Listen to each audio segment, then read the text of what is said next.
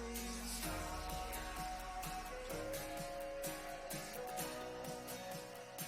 Tell me what you see.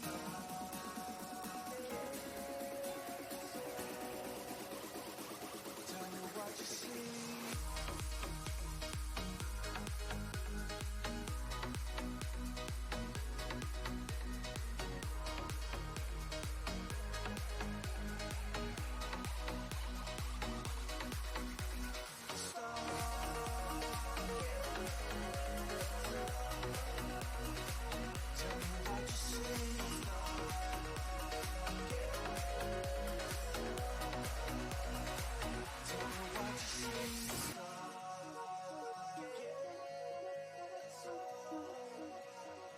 Tell me what you see.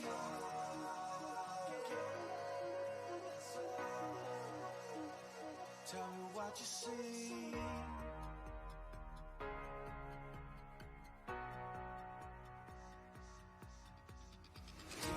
Give me your space and time for a little while. Give me your space and time for a little while.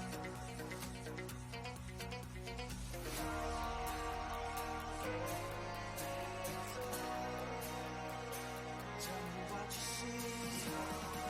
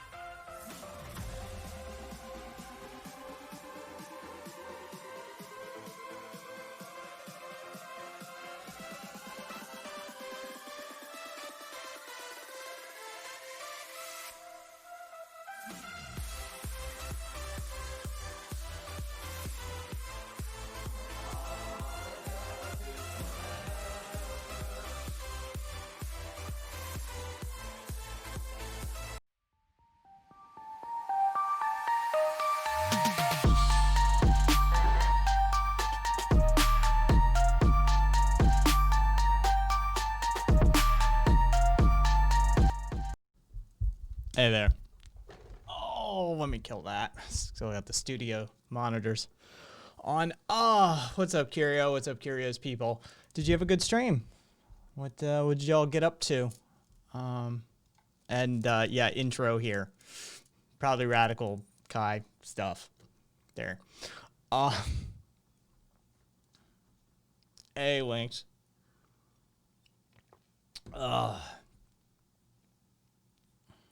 So you were when I stopped in there, Curio, you were looking a little I don't know, a little run down. I know that look.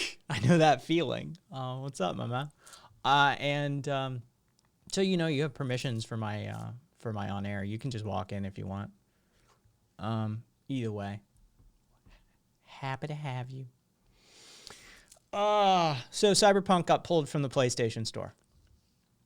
PlayStation is pulling Cyberpunk entirely. I know it's not really political, but well, it's economics, I suppose. Yeah, it's that broken on the PlayStation. The PlayStation SIE has announced that until further notice, if you want full refund, you can apply. You can it's broken, Renardus. It's broken beyond belief on consoles. Yeah, it's pretty bad. For a lot of people, like literally unplayable. Like I know gamers joke about like, oh, literally unplayable. It's literally unplayable for a lot of people.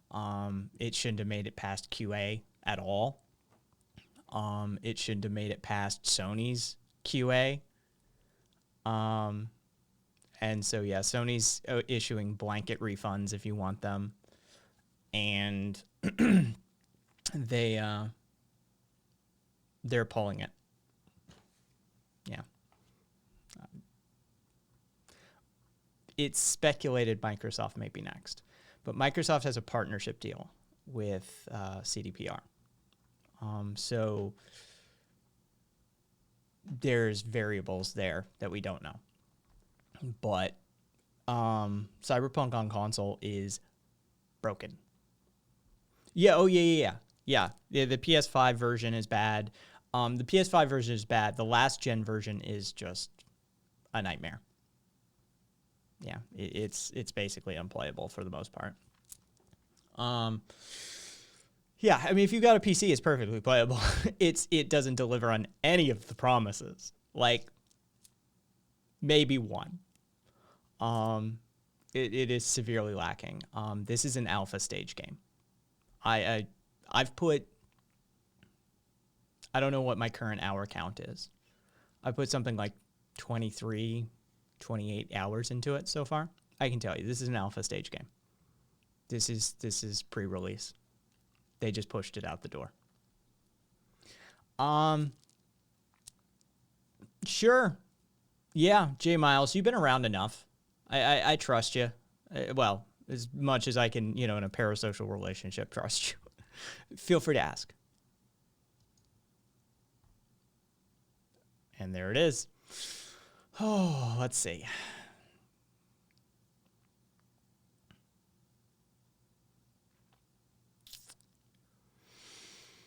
Because the socioeconomic factors that lead up to that, that links, the socioeconomic factors that are the causal, that have a causal relation to that particular form of violence, is the bigger issue, right? We could talk about, you need to stop shooting you. But why is that happening in the first place? Oh, shit, I haven't listened to KMFDM in years, but yes, I fully know who they are. Jesus Christ, talk about a blast from the past. Yeah, so J Miles, generally what that conversation is a bad faith attempt to sway the argument into sort of a racist or at least unfocused conversation. So what generally is happening in that instance when somebody starts that conversation that way, or at least uses that as a tactic in a conversation, is, well, what about? It is literally classic whataboutism. It's ignoring the source of the problem. And so if you want to talk about the actual problems, then, we could talk about those. But as I think, it was Lynx pointed out, that crime happens close to where you live, and the USA is largely racially segregated, how we live. Yeah. Yeah, and poverty's not only, the whole thing is, all right, so poverty is tied to crime and race, right? Number one predictor for criminality in an area is rates of poverty. And if you racially segregate your area, your housing market, and you racially segregate your economy, then what you're going to have is a racial disparity in criminality rates.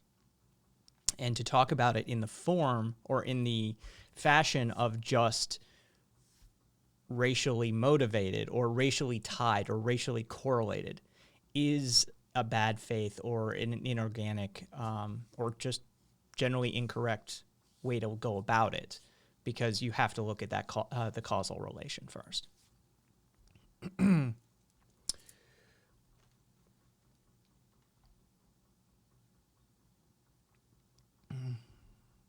And then a whole bunch of fellow opinions and ways of looking at things.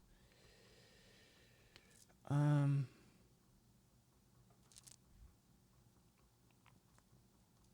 right, so hang on. What's up with? I gotta tell you, I'm not like I'm not tons of happy with Pretzel either, to be quite frank. Hey, thank you for the follow reserved, and 666L.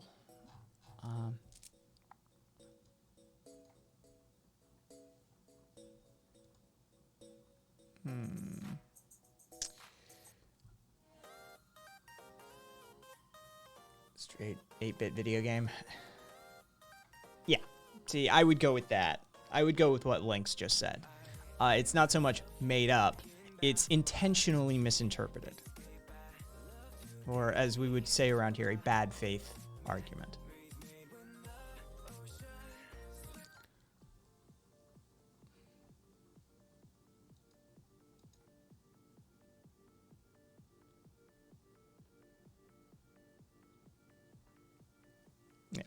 Yeah. So I hope that points you in the right direction. I hope that enlightens the topic a bit for you.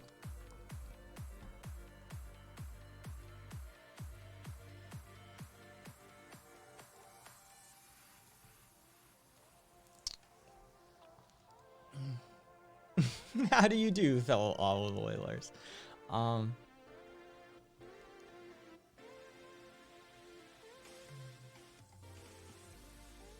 They are not even seeking vengeance, Lynx. I think the vengeance thing is cover. I really do. I think it's maybe socially, maybe at a societal, like, sort of subconscious level. But the fact of the matter is I think it's just a for-profit system. I think it's, about chattel slavery and profiting and control, manipulating a segment of society. Yeah, I think that maybe, like, your mom and pop on the corner are a little vengeance obsessed. But the system itself, no, I don't think it gives two shits about vengeance. I think it's more about control and profit. But hey, that's just me. Of course, Ivory. Well, I mean, you're welcome to ask.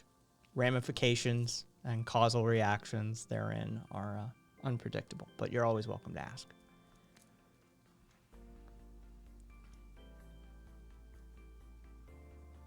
Oh, Lynx, that's very true. Oh, that's very true. Yeah, I've known a few of these people over the years. I've told a few stories of some of the people I hung out with in my 20s and stuff. No, prison is very much a finishing school for criminals, at least in this nation. You go in and you come out with new skills. Straight up. You go in and the example I know from somebody I knew was they were a burglar. They stole from people's houses when they weren't there, right? They had daytime robbery, that sort of thing. They came out and they knew how to break into cars. They came out knowing how to steal cars. Like it's very much a finishing school for criminals. You go in with one skill set, you spend a lot of time with other criminals, and you trade skill sets. Yeah, it is. It's a thing. It's very much a thing. If I were planning to move to Vermont as a young person, which area would I recommend I visit to check out? As a young person, you should be in and around Burlington. I could say, you really should be in and around the big city. Those of you who don't know, Montpelier is the capital. Burlington is the largest city. And Burlington's going to have University of Vermont. It's going to have the most access to resources and things to do and people to meet. And you can be on the outskirts. You don't have to be inside Burlington to have access to it. This is not a sprawling metropolis like the likes of LA or something. You can very much, hang on the outskirts and still, get cheaper property.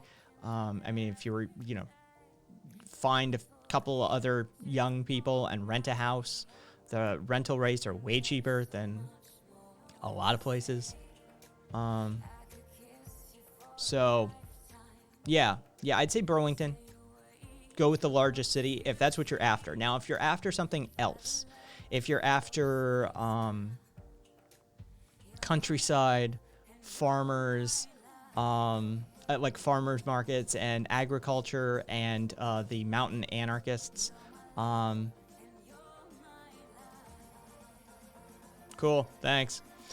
Cool opinion, bro. Thanks. If you're after something other than active resource access, then yeah, there are other places in the state to go. But ask.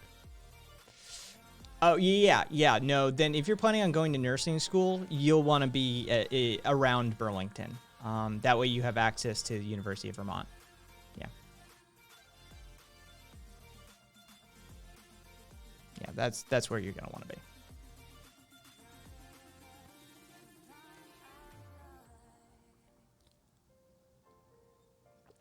I'd still give you health care and still let you live in my society, even though you're a dickhead. It's okay. It's okay.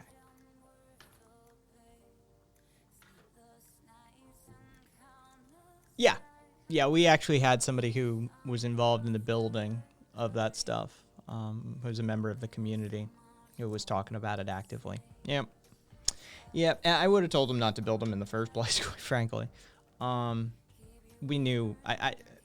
I know what Metro would get up to eventually.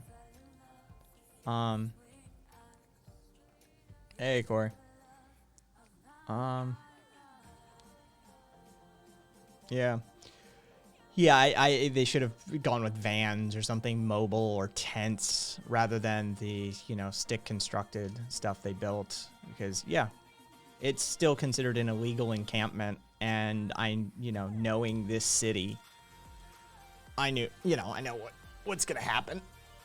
Exactly what did happen. Bulldoze the shit to the ground. Straight up. No hesitation. So, yeah. It's a shame, though.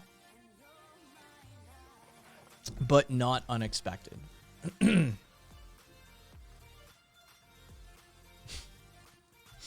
SoCal nurses are preparing to go on strike in a for-profit hospital. The Los Robles health system is considering it's the HCA Healthcare, which is the parent company.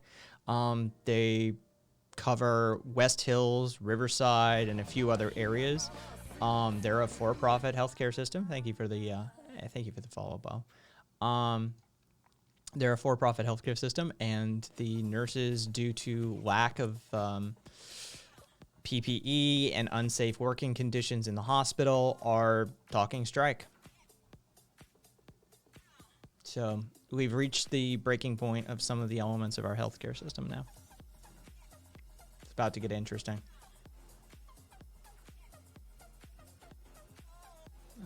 Let's see. No civilized society would have homeless people. Oh, well, I mean, you know.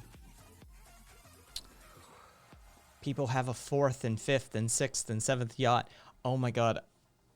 I saw Frankie Boyle's yacht bit yesterday. Holy shit. I love Frankie. I really do. He swung for the fences.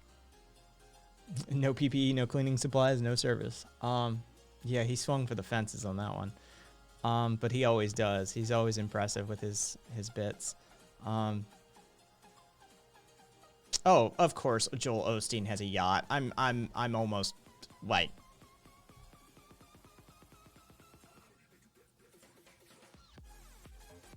Yes, Joel Osteen has a yacht. Yes, Renardus. What's described as a luxury yacht. As if yachts weren't luxurious enough, his is literally described as a luxury yacht.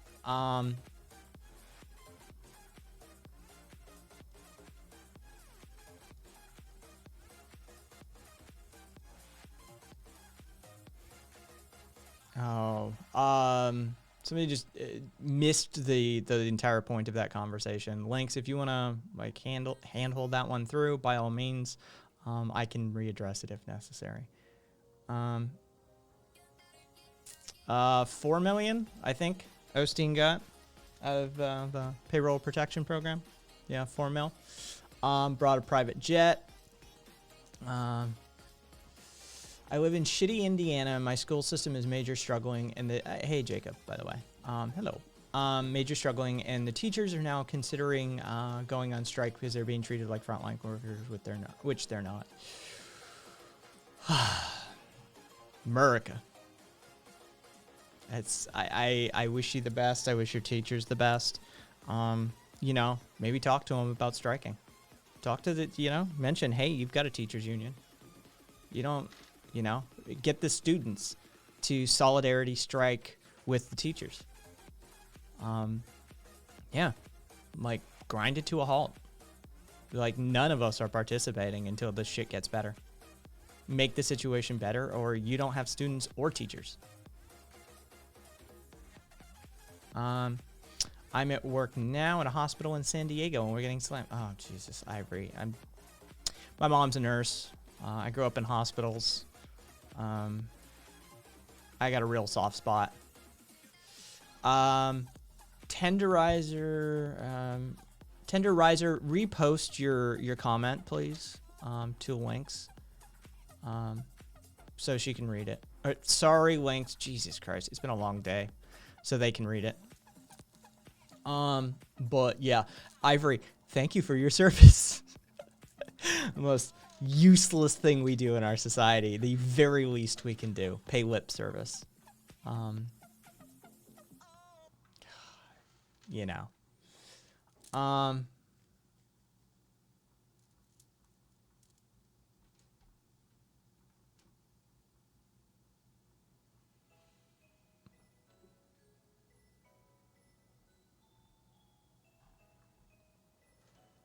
I'm leaving voice and email messages with multiple centers after advice from prominent activists. Left voicemail for Kamala Harris. Coppola. Email for Feinstein. Oh, Jesus Christ. Just that name alone gets me a little twitchy. Use a Georgian accent in a voicemail for David Perdue. Nice. Love it. If the people pressure the senators, the thinking goes maybe Senator Sanders will get his way and people will be able to survive. You know, I do the phone banking. I've done the phone banking from time to time. Here, I'll just repost it for you. Here, links.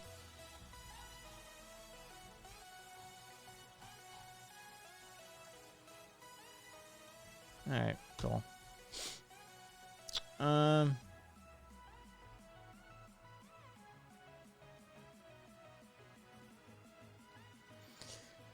it's not that they're more diverse is the reason they're rolling out frontline and essential worker vaccinations full figured.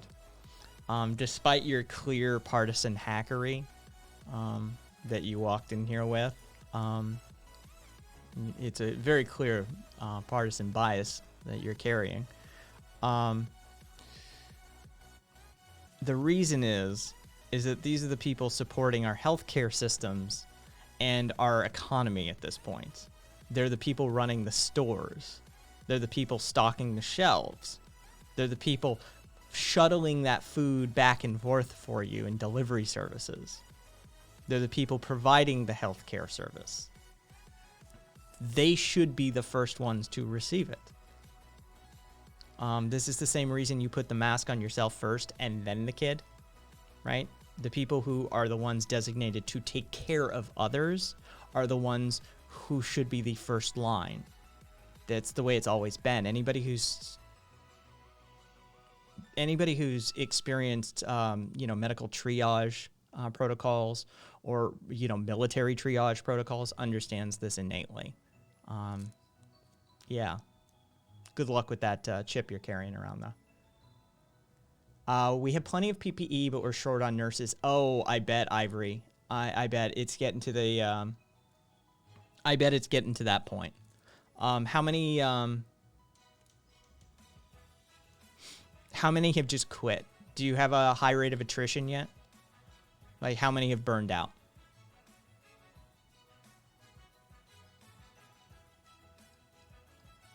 Yeah, nurses are burnt the fuck out. Oh, yeah. I don't blame them in the least.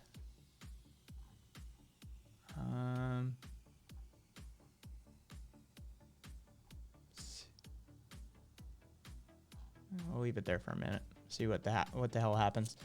Let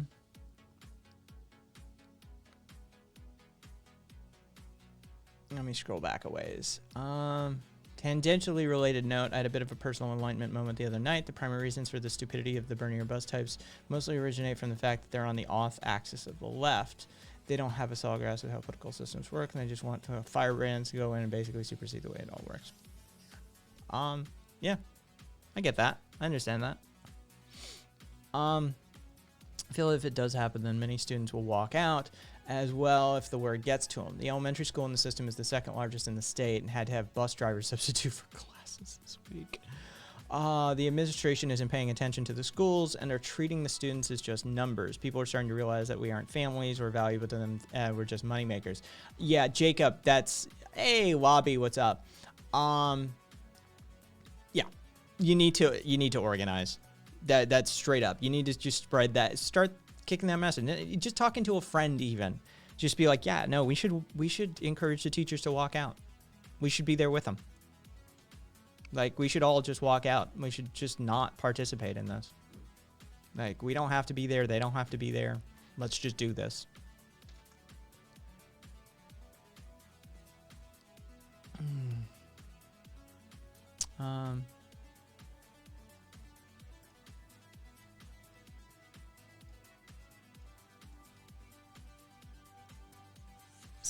Imagine seeing that much death as a result of deliberate negligent choices and not being burnt out. Yeah. It's the old adage about it.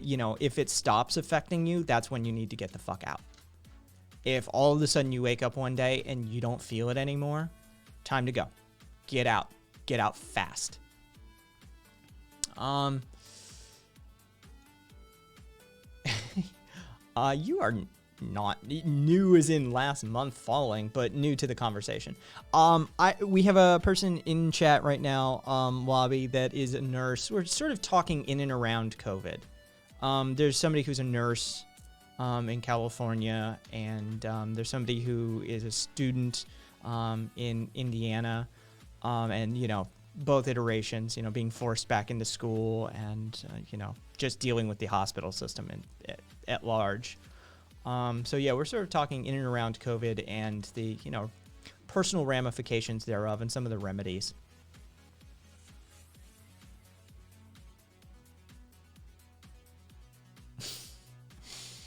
Corey. I'm a teacher and have approximately 600 students spread out between 4 schools. I totally don't need to get vaccinated before kids go back to classes. I totally wouldn't be a danger to society. Right, guys? I know, right, premarital? Especially after that study of one person going to a biotech conference spread it to 300,000 people.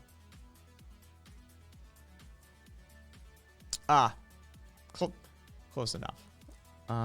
It's an honorable calling. Good luck in that quest.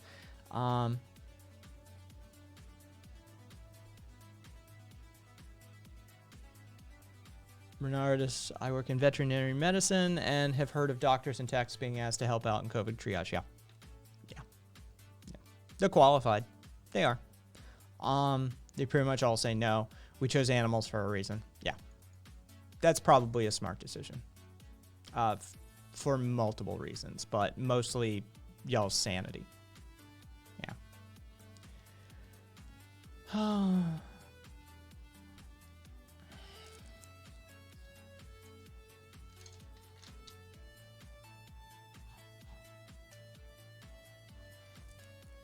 Let me try and find it for you.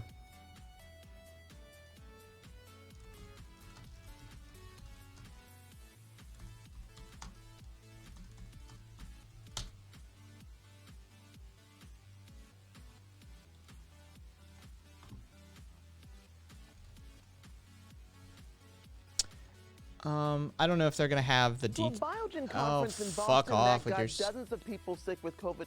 I hate you. Do they talk about the... No, of course. This is not the article I had. It's just the first one that came up. They actually tracked it utilizing a very specific genetic mutation. And a subsequent specific genetic mutation. And so, yeah, the current estimate is about 333 odd thousand is one person spread it to.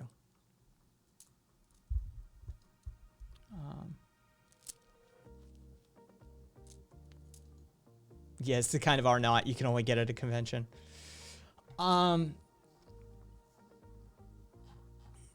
Yeah, so yeah, no, that's the sort of, yeah, those sorts of rates of spread that are entirely possible. And so those sort of frontline workers, contrary to whatever dumbass McGee earlier was talking about, it's not the racism of the left. It's science, it's pragmatism, it's experience within healthcare and triage and even, like I said, the military theater. Yeah.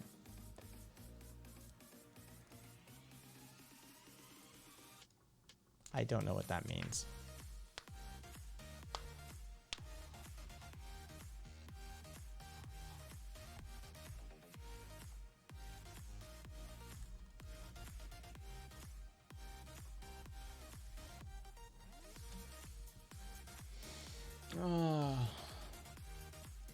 Yeah, gotta get that economy ticking again, am I right? Yeah. Yep. We gotta sacrifice him at the altar of, I knew it wouldn't have been good from the word convention. Jesus Christ. I had forgotten about that, premarital. I hate you. I had forgotten about that. Managed to leave that back there. Post-racial society would be baller. All right, so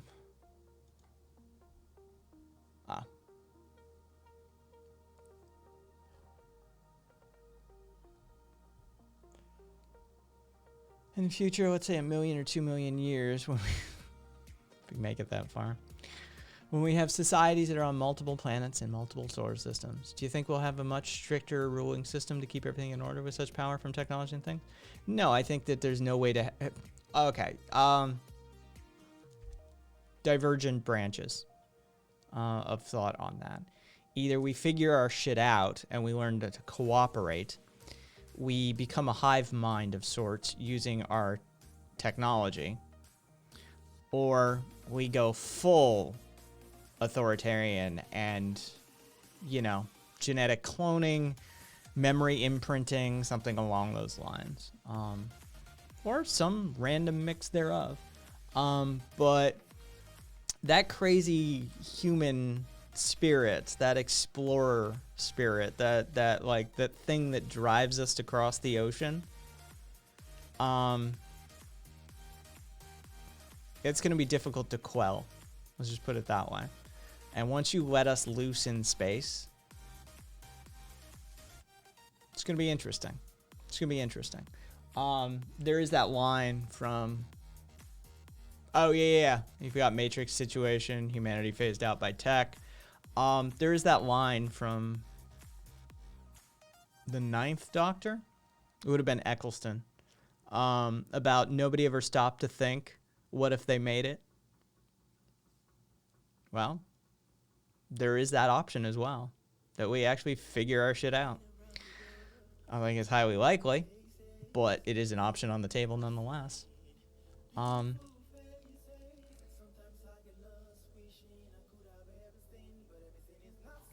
But yeah, so there you go. There's some words.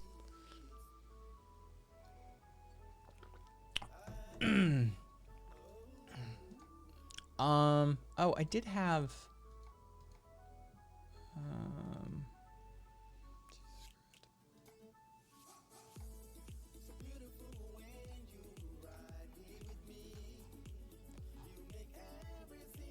Relative deprivation and hope.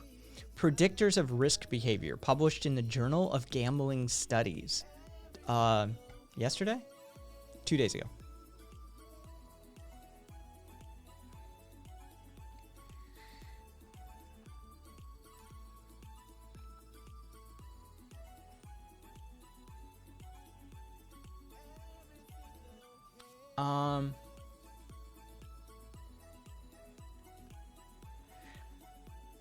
What they found was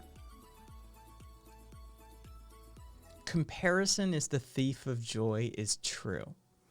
That hope, having even a modicum of hope for the future, can actually protect people from engaging in risky behaviors. Alcoholism, gambling addiction, there's a whole host of risky behaviors. It also, the sort of relative deprivation, this comparison to other people's success, other people's opinions, other people's ideas of what's good, literally triggers the negative emotions. Anger, resentment. It literally causes a cycle of, they found, at least a decent corollary to drinking, drugs, gambling, the whole deal. Thank you, Ori. Oh, Jesus. All right, give me a second. Up with hope, down with dope. I'm for the dope too. Everyone needs a coping strategy. Hey, Joe. Oh.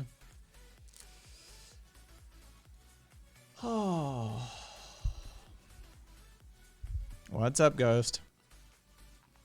Hey, what's going on, Kai?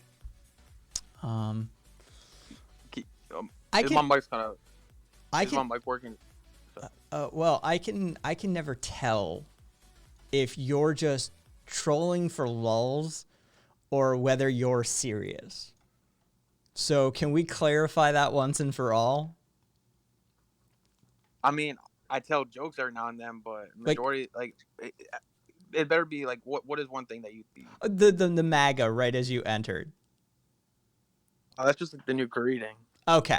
Yeah. I think people have. It's difficult to get a read on you sometimes, and so I think you confuse people. Like, wait a second, is he serious or not? You're a little too good at it sometimes. Years of tuning this fine craft. Yeah. And yeah, guten Morgen, Joe. Oh Jesus, Kazura.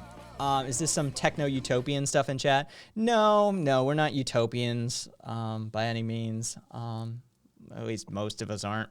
I think there's a little too much realism and pragmatism in my community for any of us to be utopians. All right, yeah, that's why Cat challenged you. That's why Cat put you on air. Is because there was an uncertainty there. But yeah, even I've been confused before. It's like, wait a second, how serious are you? But no worries. And thank you for the follow, Composer and Jacob.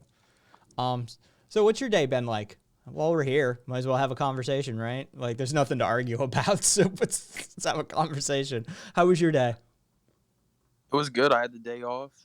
We had like 24 inches of snow where I'm at. I'll look it up. Where are you? I'm in New York, the right side of Albany. New York.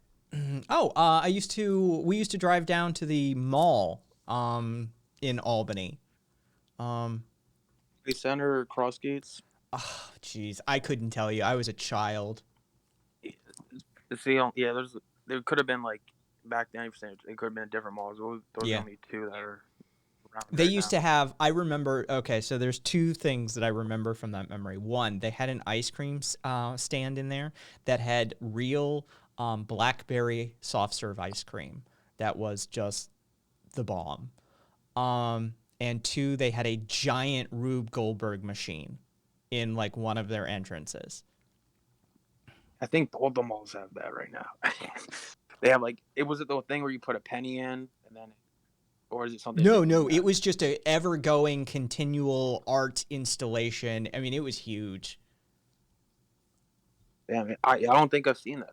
Yeah, it's probably long been dismantled and replaced, been torn down and rebuilt, and who knows. But yeah, we used to drive down to Albany when I was a kid to go to that mall, and fucking new people. I tried to explain to people who aren't New Englanders, this place is fucking itty bitty.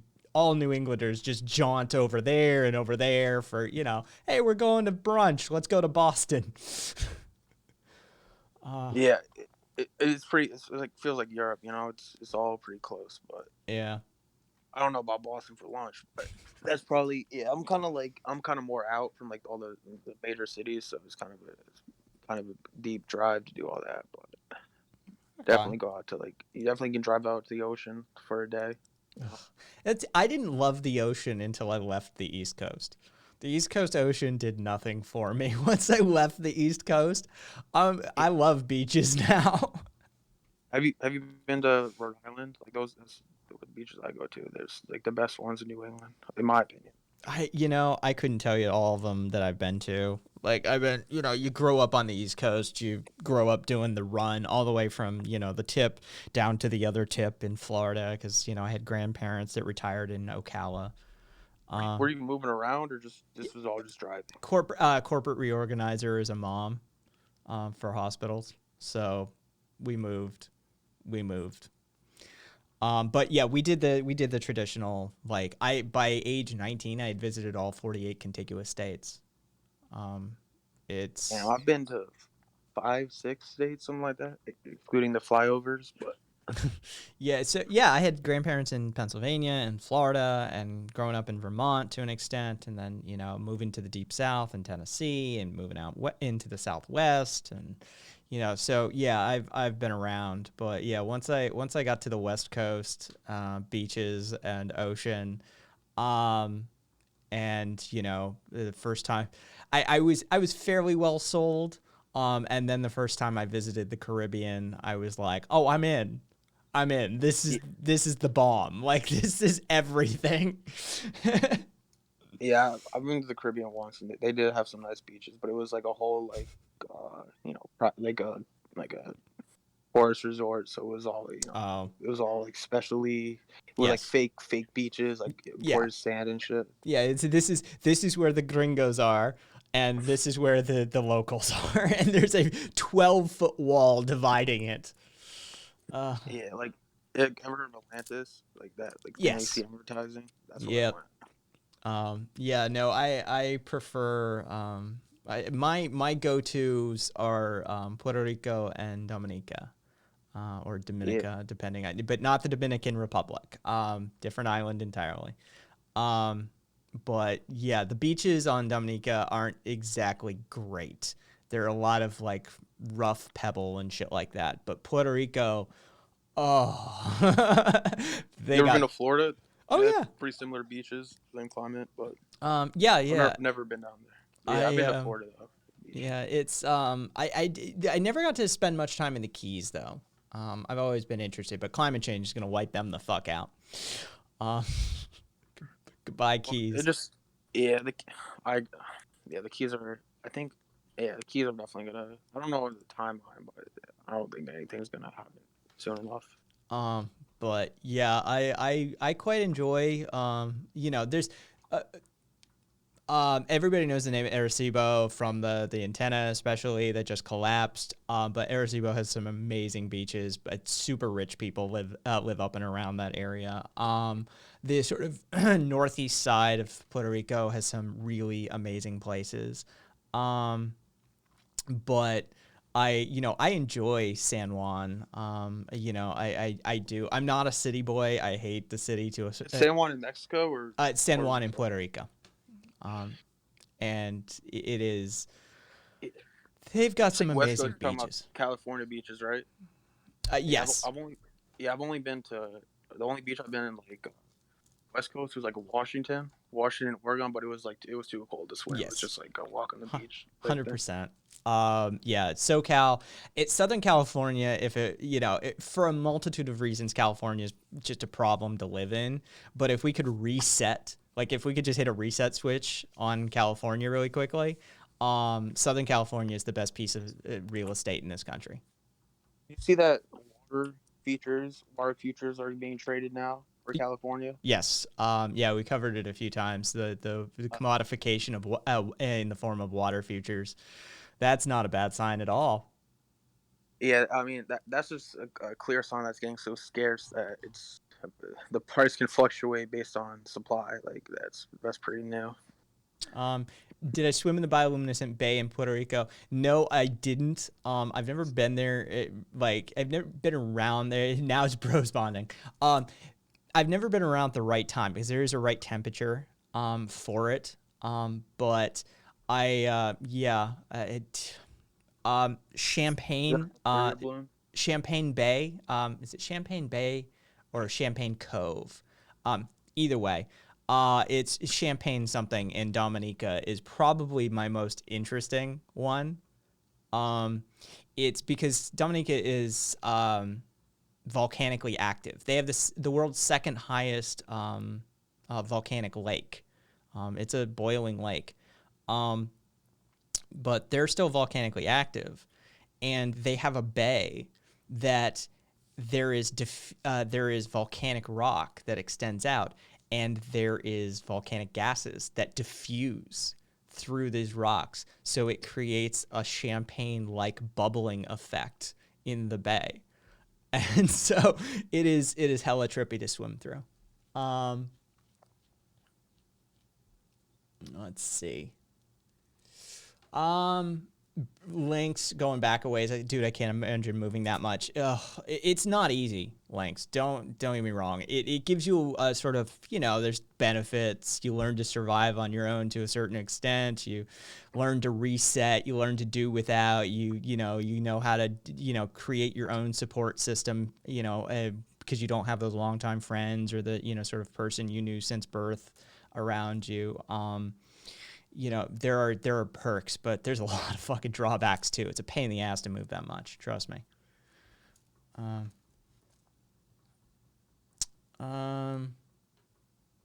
This was supposed to be the ultimate Bernie or bust. His talk with SJW 9000 was stuff of Black Pill Legend. What'd you do with SJW? No, he just had me come on air, and he made like a video about it, like just not edited, just the whole thing. That was where I got that quote from about the anarchist, fascist, libertarian. Like that's when he made like the quote. He's like, I met the first, and he listed all those things. What? Yeah, because it was described, maybe hyperbolically, but was the stuff of Black Pill Legend. So Yeah, I had to look up Black Pill because I've heard it, but I've never. bit of a doomer, are we? Like the Black Pill shit. Like I'm like reading it. I'm like, yup, and then I get the nose. Like I don't agree with all this shit, but Fair enough. Fair enough. Joe, wait, what? Sorry. Oh, just woke up. You got confused. Get yourself some coffee, Joe. Shake the cobwebs out. Thousand Steps Beach is my favorite. It says Lost in Nowhere. Love the name, by the way. It's always a fun way to go. Just that was very much because my travel method, yeah, California, right? Yeah, Laguna, yeah, California. Fascist is ideologically confused. My travel style is no red pill. The fact that you stopped by and said hello at all is lovely. Nothing. You sleeping, you fulfilling basic fundamental needs as a human being, would not anger me. Yeah, my travel style is very much. I don't travel with other people. I very much am a solo traveler. And I just like to do my own thing, and I'll just wander around and fucking whatever. say you don't have like what's the word, like emotional attachment with your partner, or maybe it was just a verbal one. Is that just everyone that you don't get connected to people? No. It's not that I don't have emotional attachments. It's just that I don't have romantic attachments. I am aromantic. Not a romantic, but as in non-romantic. Yeah, I am aromantic. It took me years to figure that out. And it took me even longer to find somebody who grasped that as well and has that same sort of vibe. And so, yeah, I don't have that sort of thing in my head. Let's see. All right. Yeah, it's a lot easier. Yeah, Ivory, I'm not asexual either. Yeah, I'm lazy sexual. It's just easier to handle that business myself these days. But yeah, it is, I just don't have that sort of like partner drive thing in me. And it took me a long time to figure out that, what I was trying to find was literally not a thing. Like I was searching for the opposite of the thing society was telling me I should be looking for. So it took me a while. Cat pretty much got it. Like that was pretty much what it was about. Demon writs are bad. MAGA movement is good because it harms the establishment, except it doesn't. It props it up. People should make money through passive income and kind of deserve to get fucked if they don't learn, but social welfare programs are good. I mean, that was kind of agree, disagree, mixed emotions, disagree, agree. There we go. Wait, that was quick. Done. Yeah. Damn, I don't even. The difference, like the biggest difference economically, is like I don't like you and a lot of people. They think the workers like deserve like. They think they're underpaid because they don't get everything that they create, but I don't think they appreciate that the amount of investment and amount of capital that the owners of the business put into building a machine that allows you to multiply your. You mean like those billions of taxpayer loans that Musk got? Well, they're not really profitable. They only made It's a $500 billion company, and they only made 300 million profit, and they don't pay. You mean the 28% that we pump into pharmaceutical research and development every quarter? You mean the millions and billions of dollars of taxpayer subsidies we give to the oil and gas companies. I mean, those are differences from capitalism. Those are effect of what happens when corporations, when they get so much influence that they are able to affect the law. The But term is regulatory it's not- capture. yeah, yeah, I guess that. But those are issues that happen, but that's not a reason to get rid of the entire thing. Like they might, like, those are specific things. Like when you said EV, like those are things that I would probably support. Starting up government subsidies to get EV to, you know, increase or decrease the amount of time it takes to get net zero on oil. Like to basically just anything that would help make it so we don't have to burn any more oil. And so, yeah. So what would be your alternative to that? Like for EV cars, you don't think they should have grants for like EV companies? Well, that's the thing is, once you subsidize using federal revenue, the public has a vested interest, right? Like this is no longer. Wasn't it a loan though? Right? Didn't Tesla get a loan that they have to pay back? It is a government-backed loan, which means that They don't pay it. they the don't government need to pays it? pay it. It's the same thing as the loans that we doled out during these COVID things, during the COVID legislation. It's government assured loans, so they can Well, default. he's already paid. He's already paid back the. I just looked it up. He paid it back in 2013. the They loan. can He got default. it. So, you know, much like Trump's fortune was founded on, you know, government housing and But public funds. Elon personally, they already paid back the loan. So the government didn't pay the loan. They already got the 50 million that they got the loan. And they got their start due to the taxpayers. They got. I mean, what? they got a leg up against, you know, any other groups of companies because they successfully used governmental funds. Were they the only ones who got federal assistance for EV? Because it was less about the company and more about what they were doing. The government was trying to incentivize green energy, so was he the only one who got it? Oh, I couldn't tell you off the top of my head. Feel free to research. But either way, this is the argument for socializing costs. This is the argument for less privatization and more public access. Yeah, but the loan, they already got the loan paid back. Like the loan's already covered. so Whether they it's- paid it back or not, it goes to show that, yeah, and that point I'll touch in a second, cool boy. It goes to show that socialization of costs is the most effective means of getting things done. It just is. So whether that Agreed.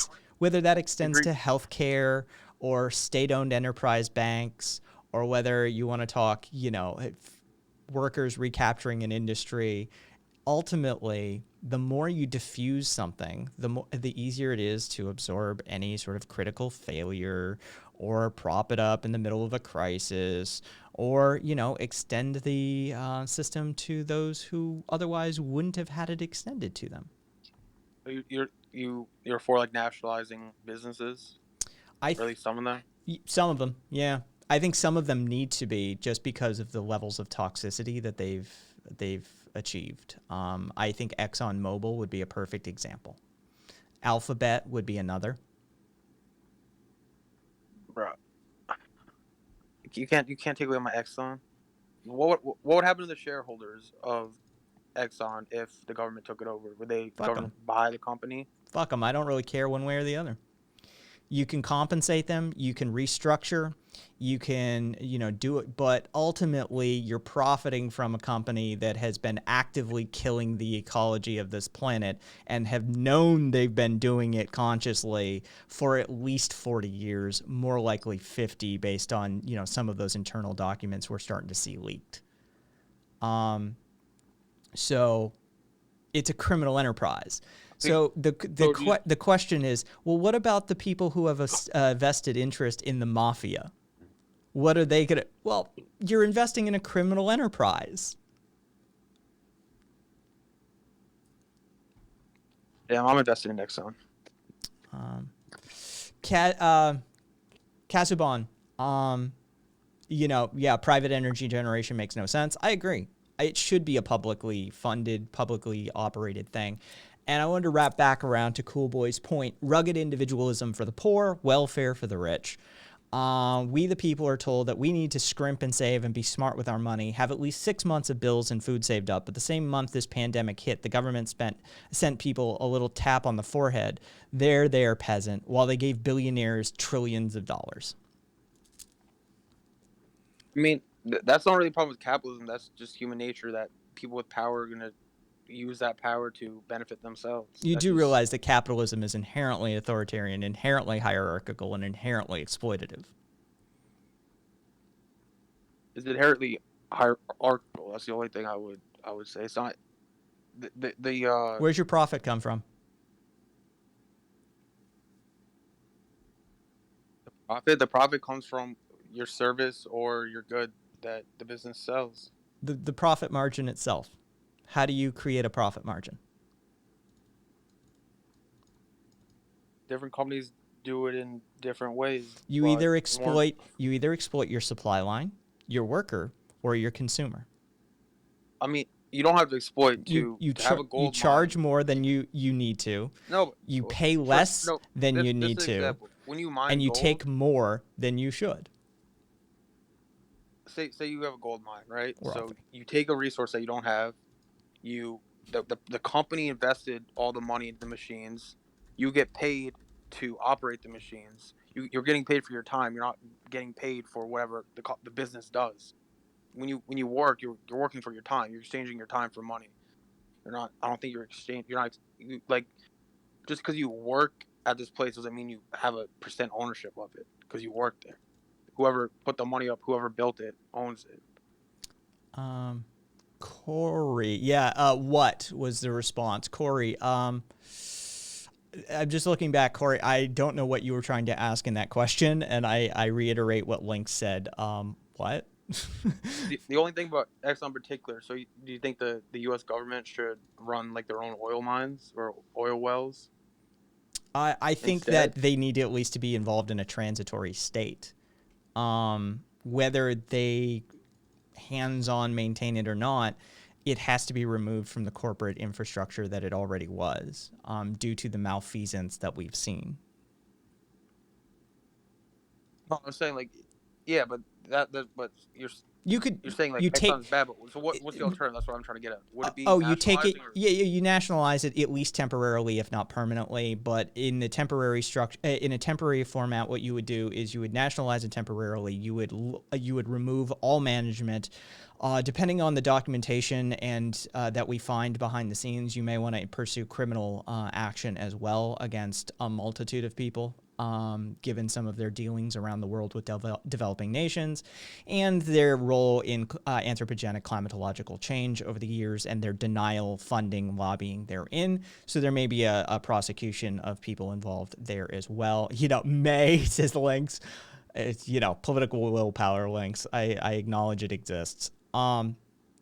Then you restructure it.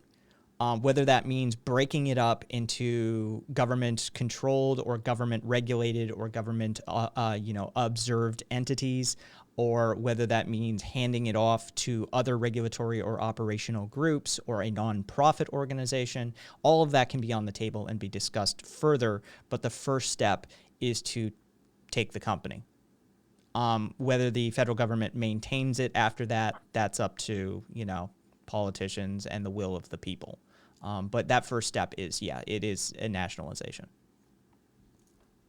Is that more of a concern with oil in general? Just Exxon in particular? Both. There is a climatological concern surrounding that, but as I said, this company definitely has levels of criminal malfeasance that involve crimes against humanity level stuff. Paying private military contractors to wage wars on indigenous tribes and these sorts of things. They Is that more of a personal basis? Like you would come for the managers who did it, but the company's not a real person. It's more of an idea. And this is how we arrived at the position we're in, is because we've abstracted this idea of corporate responsibility to the point where the corporation just has to swap a person, and all of a sudden they continue operating the same way they were. They switch a manager, and they say, "Oh, it was all the manager's fault."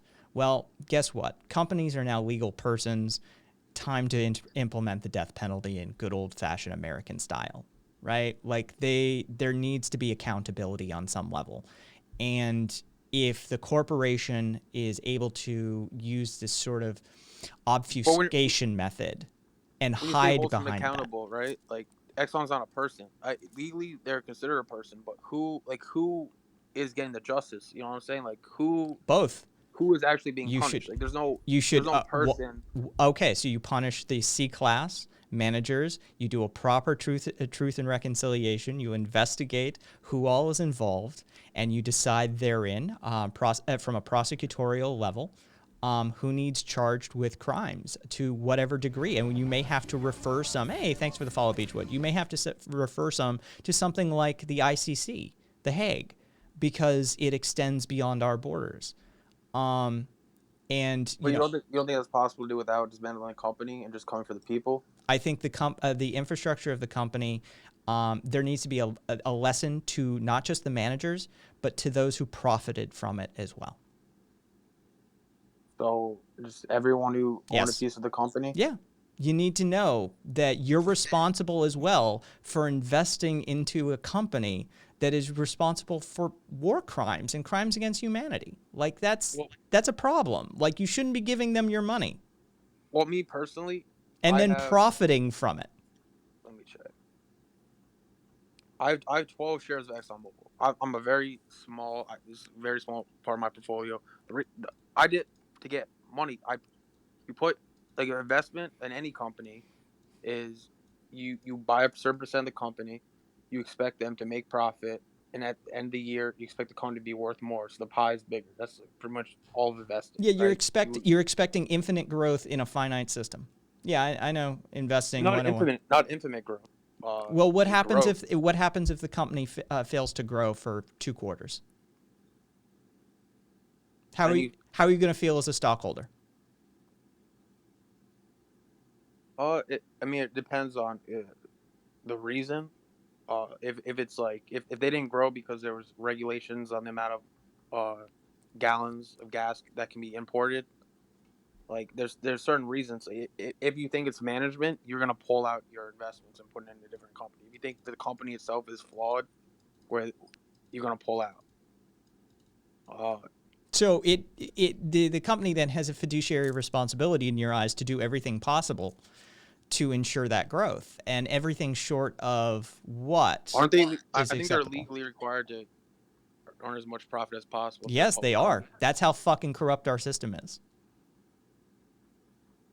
Yeah, that's only when it's a public company. Private companies aren't held to the same standard, and the reason for that. No, but they operate in very much the same modality.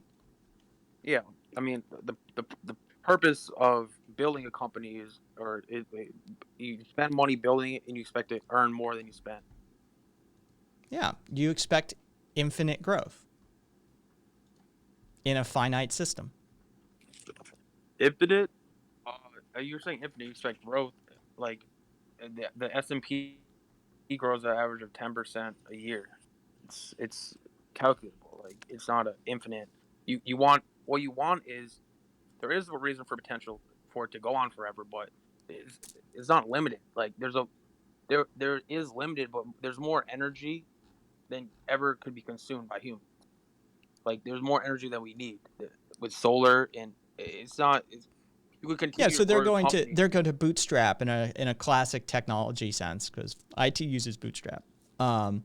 So they're going to bootstrap their horrid illegal crimes against humanity profit gains into a renewable energy source and capture that market share as well. Yeah, they're gonna try to sell as much oil as they can. In addition, invest in renewables. They need strapped to the ground. I mean, they basically know that regulation is coming, whether they want it or not, and they're trying to. Yeah, they're doing a diversify. tobacco industry. What's tobacco doing? Tobacco getting the we literally know the playbook that oil and gas are operating by was literally written by the tobacco industry. Tobacco knew they were causing cancer and heart disease for decades. And they did everything they could, including regulatory capture, lobbying, paying off politicians, funding entire institutes of study and think tanks that their entire purpose was to contradict what mainstream science was saying. And they eventually got caught, and they knew there was going to be a day of reckoning, so they started divesting their investments across the board. They established themselves in other nations and other marketplaces. They paid the bill that they were hit with in the U.S., and then they continued operating as per usual. Is this more of a problem with oil than the company and the damage that oil causes? It's Like, both. they They have... cause Ultimately, the company, as you've so accurately pointed out, doesn't really exist. It's a bunch of people, right? It's an idea. It's a construct. Yeah. It's a construct. So the problem with that is the company has assets, right? The company has stuff. Yeah. All right. they already own mines or own land. The company made gains from that. Right? So even though it's a problem of people, there is this entity. So you have to start looking at it as a person unto itself. But ExxonMobil is a democracy by its shareholders. Each shareholder, you get a vote for every share you have. So you all bear responsibility. I mean, that's like saying a Jew is responsible because Hitler got elected. You didn't have to vote. You just because other people voted for something, in particular Shell. You're literally profiting from it. Profiting from oil. Yeah. I'm profiting from... Yeah, you're getting multiple whats. Consumer. I knew you were going to fucking run afoul with that comparison. But you're like profiting from ecological destruction. I mean, I profit as much as I profit from the joy of driving. Like anytime you consume, no, you have a financial investment in this company. Yeah, but that doesn't mean that I'm pro oil. Yes, you are. You voted with your dollar. You vote for your dollar when you buy the oil. You don't vote for when you supply it. And I mean, you chose to provide further fiduciary aid to a company that is responsible for atrocities. Well, me personally, I didn't give them aid. They sold the share to somebody else, and they got the money from them, and I bought the share from a person. So I gave some other guy money. I didn't give the company any money. The trail of ownership comes to your doorstep. Let me check how many shares there are. I don't get. It doesn't matter if it's a tenth of a share. No, there's 4.2 billion shares. So there's 4.2 billion votes, and I get 12 votes. This is a better example of Shell. Like I'm pretty much trying to diversify, and Shell is more of a, to me, when I think of Shell, it's more of an energy company than oil. When I think of Exxon, Shell is actively really trying to get into renewables. It's not for some to be nice. It's because they understand the company is gonna die. If they're completely relying on oil and they can't sell oil, the company's gonna die. So they're trying to take their assets, and with the profits they earn with the assets, they're building. They're building it's like solar panels. They're building wind farms. The management is even changing. Like just like last week, they changed the management because the old manager wanted to continue with oil, but the stockholders voted against it because they think it's unprofitable. There's not a moral decision here. It's a profitability because I've looked at the numbers as well. Coal is down, oil is down, gas is down, solar is the cheapest, wind is the cheapest. It's about profit. Yeah. It's about trying to convert. So a company that made trillions of dollars right?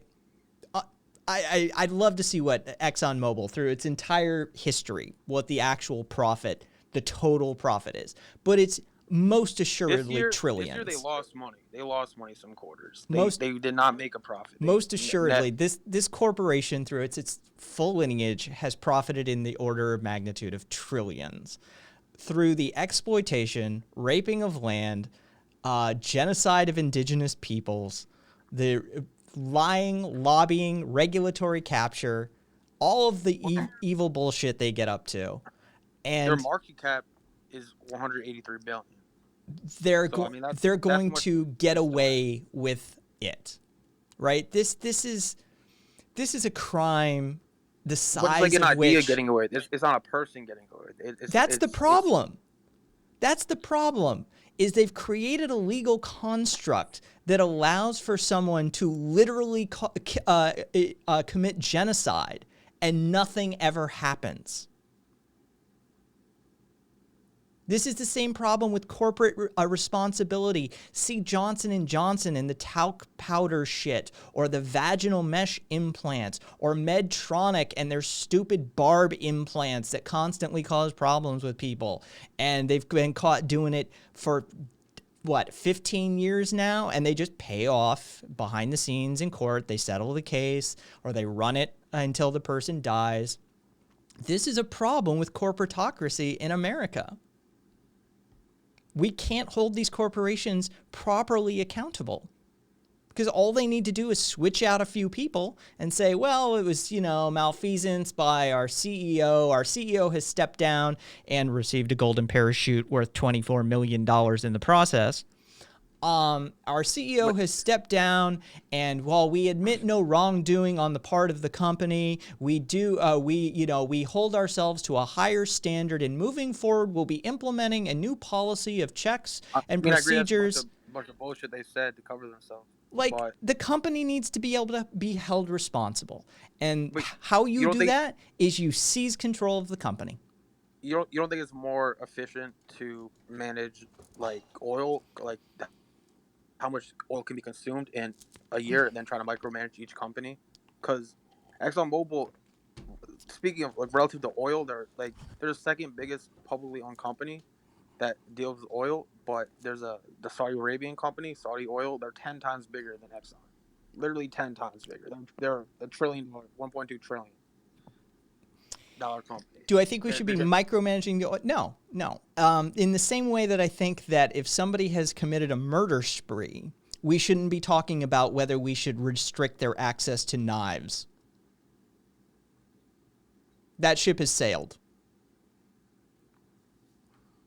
Like, they have crossed so many lines that the only remedy is to dissolve the company. I guess so. I guess me personally, I'm more interested in just trying to reduce emissions than trying to seek any justice. Like, I'm kind of not. I just don't really care about justice. Like, it's a company. It's a person. That any person. This is, I don't know enough about this. Did any of these executives get caught putting orders, paying, or is it just the company got caught? Were there any names that came out? Let me look at the Guyana one really quickly. They're not even mining or drilling in Guyana yet. Let's see. Because I know Guyana, they literally, got caught with, their hand in the fucking till on. Yeah. Let's just say Guyana's colonial genocide type stuff. Well, what exactly? I mean, what I know about Guyana is all their oil is offshore. So what did they gain from killing? I'm really wondering, what did they gain from killing these people? They weren't even on the land that they were mining from. Let's see. Oh, another good one. The Indonesia, I know they're fucking up to all sorts of levels of shit fuckery. ExxonMobil Oil Indonesia.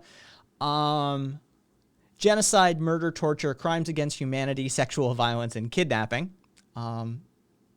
That's the International Labor Rights Fund and the U.S. court as well.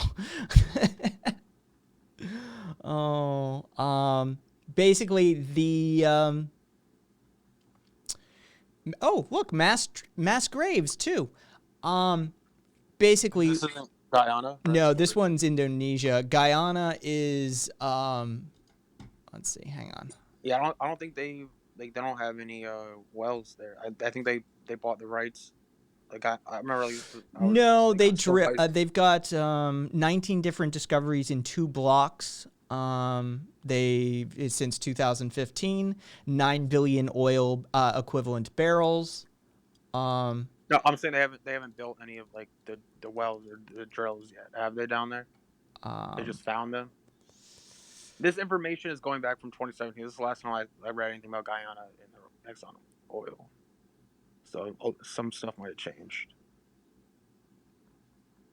Land dispossession, brutality, and what is described as grinding those in poverty for the colonized and riches of the colonizing power. Genocide. But yeah, they've been actively because the wells aren't in the ocean. These are This on is land. Indonesia, right? No, this is Guyana. So they kicked people off their land. Indonesia is just a systemic campaign of extermination of the people of the region by ExxonMobil in coordination with TNI security forces, and it legally constitutes ethnic genocide. There's no redeeming that company. It's got to go away. But don't you think this is more of a, it's not really the issue with the direct company. This is an issue of just people. Like people commit genocide. It's not like ExxonMobil committed genocide. I just don't think the company is just too big. Like it's too many people. That's that the it doesn't- problem. It's a micromanagement. There's one company. That's the problem. It's a diffusion of responsibility that allows for people to feel like they can get away with genocide. But who are these people? All Is it of just them. People that work there? Everyone bears a share of responsibility. Some have much more shares of responsibility. But ultimately, think- you're working for a company that is committing genocide. I mean, there has to you be don't a think the moment in consumer is your the head that problem? you're like, hey, Product or the more company I responsible? work for is actively killing ethnic minorities in order to gain access to their land so they can drill a few more wells.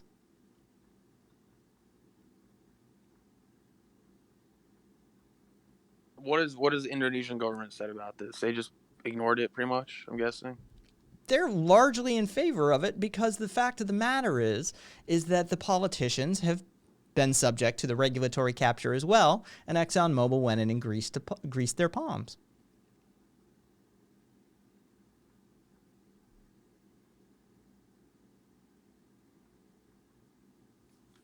Yes, do what? Dude, owning oil stocks, you're no more guilty. You're less guilty than consume. I guarantee I consume less oil than everyone in this chat. I drive so little. Like I bike to work. Like I don't really consume oil.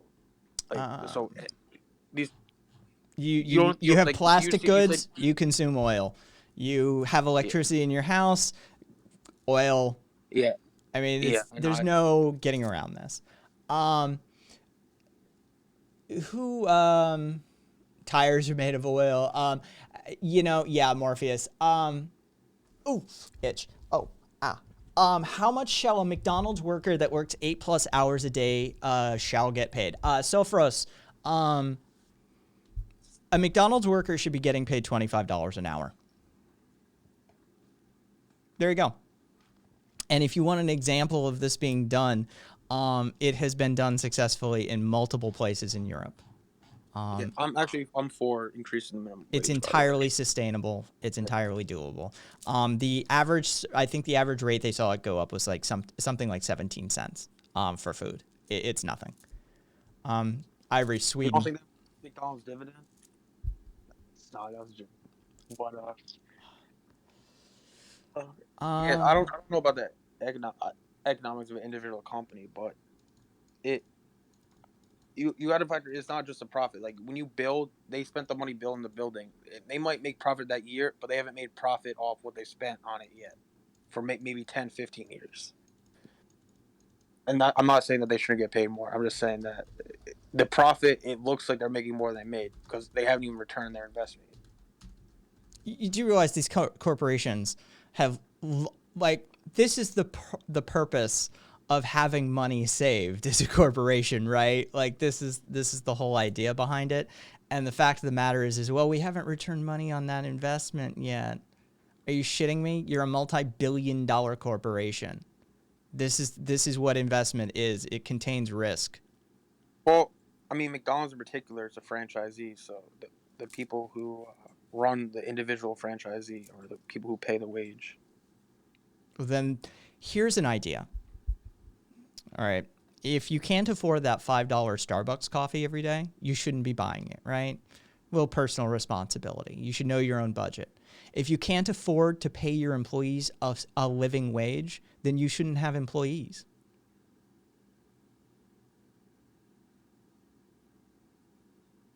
Your business model's broken. I mean, you couldn't easily say if you can't get a living wage, you shouldn't work. Like, I mean, if you like, I mean, why would there not be a restaurant there just because someone wants to get paid more? Like, you have a job of you build a McDonald's, you offer a certain rate for people to spend their time and do whatever you want them to do. They get paid for their time, and I'm not saying that they shouldn't get paid more. I'm saying that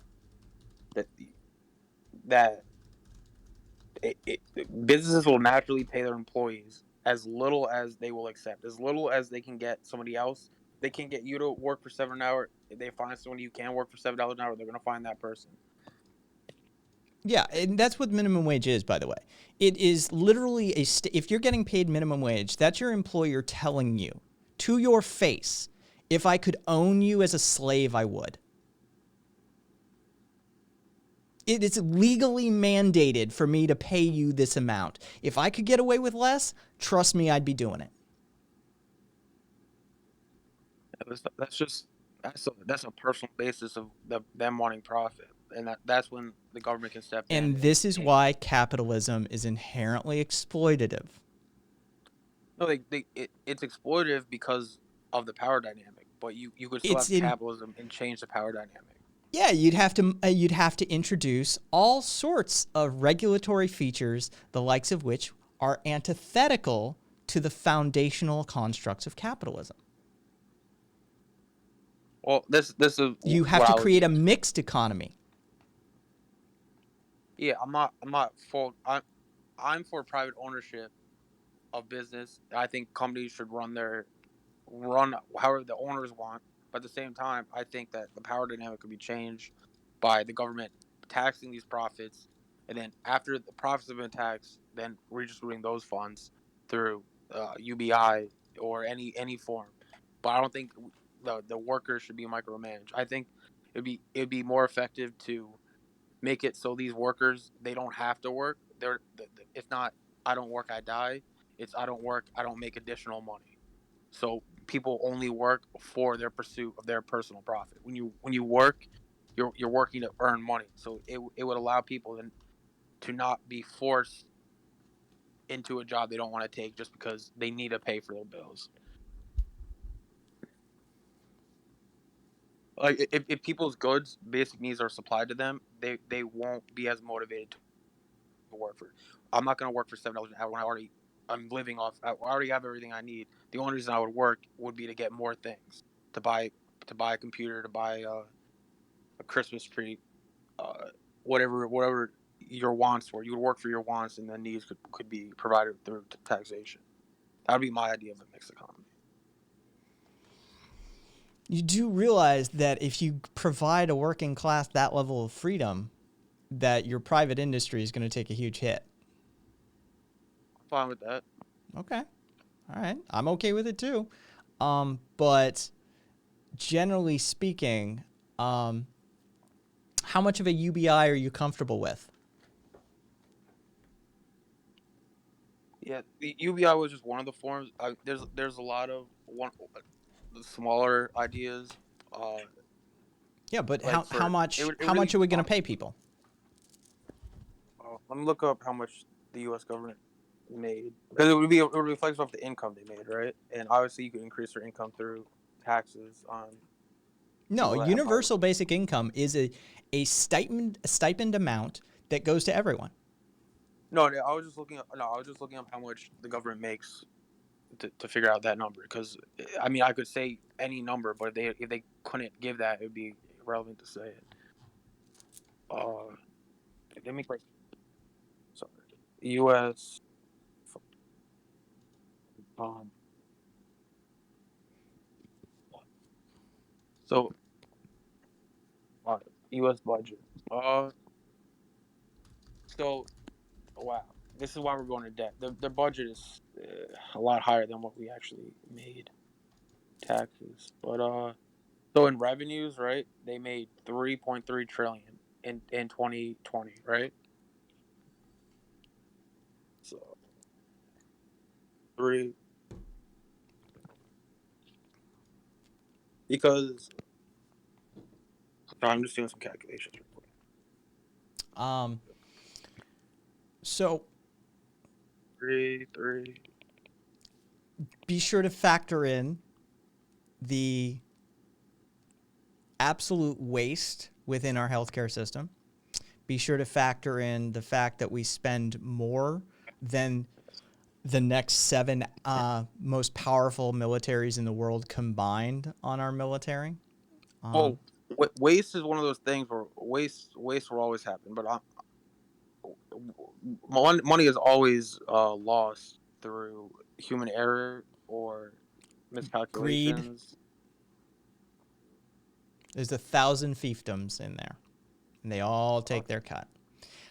No.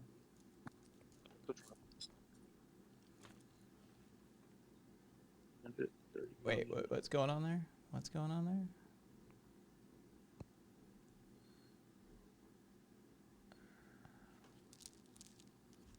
Ah, damn. This shit's buggy. Oh, Casaubon. I've heard that before, actually. McDonald's is in the real estate business, not the food business. And I always say that, McDonald's doesn't even qualify for food. But No, McDonald's, man. let's see. Yeah. There's so much dark money in government. I don't know what figures are supposed to show. Exactly. I think this just has to come down to a moral decision. Like, what are you comfortable spending on each person? All right. I just looked up the income. So if you take all the income and divide it into every person, they only make 10,000 per person a year. If you were to take all the people and divide it up, so UBI, you couldn't say anything more than that. You don't have the funds for it. Okay, so it doesn't even cover the poverty level. $12,740 is the federal poverty level.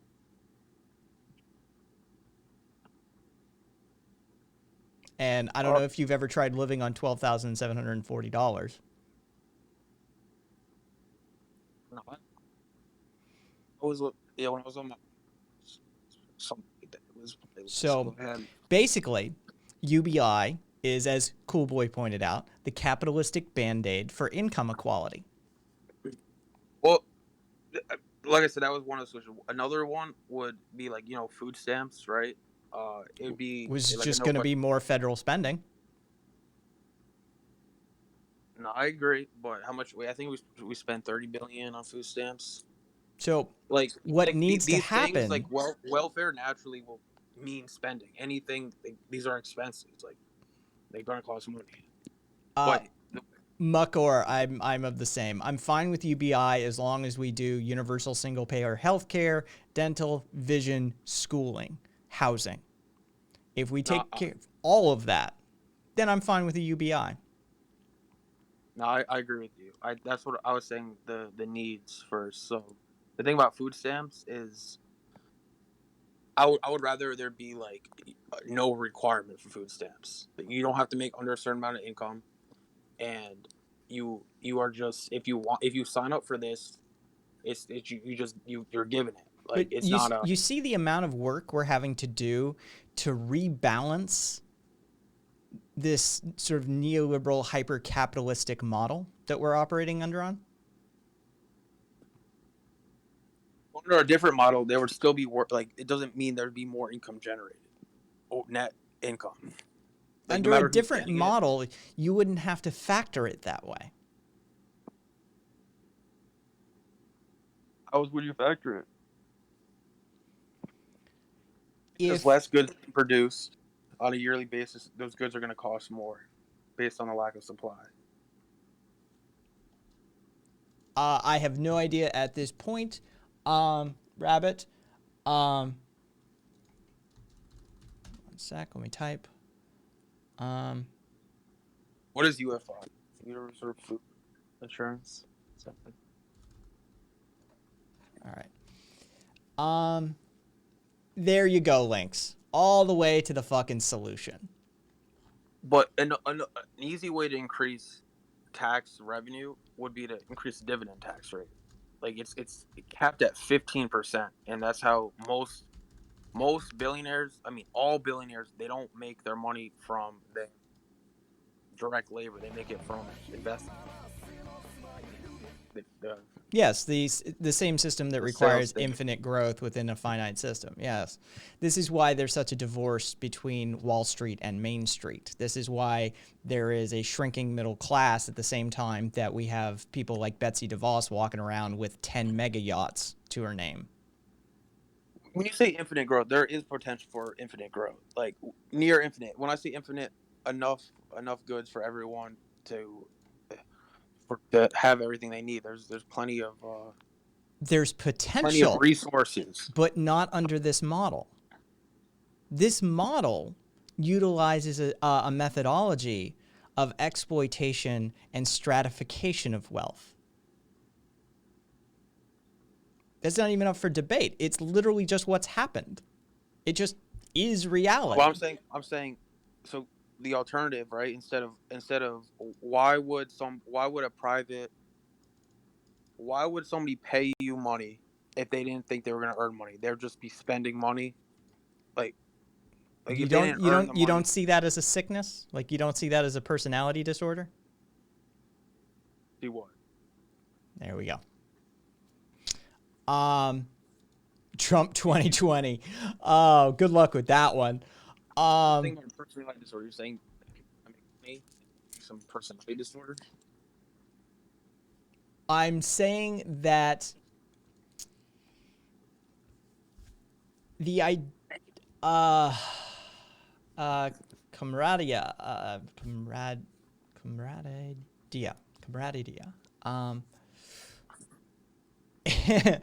Give me 1 second here, Ghost.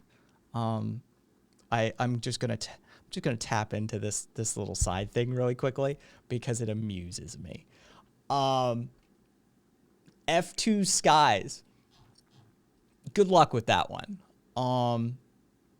It seems that he most assuredly didn't win, or at least he's really bad at it.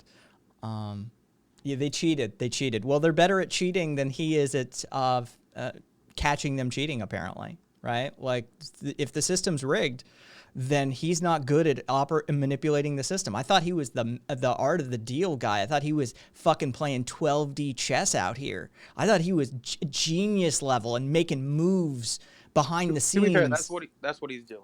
No, They can just say anything they want, and he can retaliate. He's making the moves right now. Talk to me on January 21st. Just like Hillary Clinton is supposed to be in jail, just like there's going to be this mass arrest of deep state operatives right around the corner every time, just like the Kraken is going to be this massive legal reveal, and when in fact it was nothing more than a poorly written legal brief. No, I don't think the government is going to accept his authority as president, but you don't think he's going to be in Mar-a-Lago on his own news network pretending he's president, stirring up rallies? Like, I think I see that. He may do that. Acting as president and other people. And it won't be his own news network because he can't afford his own news network. But it may be the financiers that are looking to purchase Newsmax and rebrand it to a Trump Newsmax. He could definitely make his own. He could make his own bootstrap TYT. Just record it, put it out. Like, it doesn't have to be high quality. People are gonna watch it. Idi Amin was doing interviews right before his death on the phone saying he was, sending in special forces and he was going to reclaim the country. Deposed dictators constantly have delusions of grandeur, especially those with, narcissistic personality disorders. But yeah, Trump's obviously a narcissist.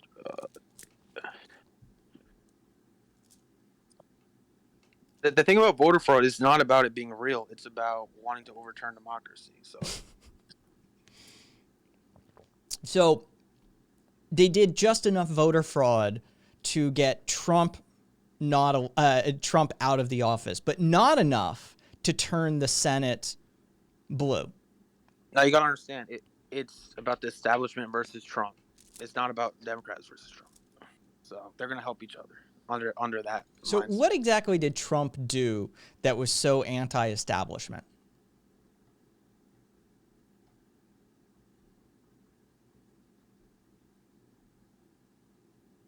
He argued with his party. That's about the most I can get. He gave tax cuts multiple times. He handed out trillions of dollars to millionaires and billionaires. He literally rammed through, what are we up to? Almost 300 judges. He literally is, he's a poster boy. He's a useful idiot for the establishment. But he's having fun, so. Yeah, he's literally a clown that is. I think he's just LARPing. He's like he is a president, but it feels like he's more LARPing president. Like he doesn't like take it seriously. But let's see. F2 Skies, tell me how Biden got more votes than Obama. He didn't. You know what happened? Trump got more votes against him than there were for Obama. 64% of people polled say they voted against Trump, not for Biden. And to be fair, just the amount of every year it'd be natural that there'd be more voters because there's more eligible voters. There's more people, so of course you're gonna have overall net more People voters hate for both sides. Trump. The majority didn't vote for him in the first place. He lost the popular vote twice. Yeah, I didn't vote for Trump. I voted against Biden. I don't even like Trump, but I just don't like Biden.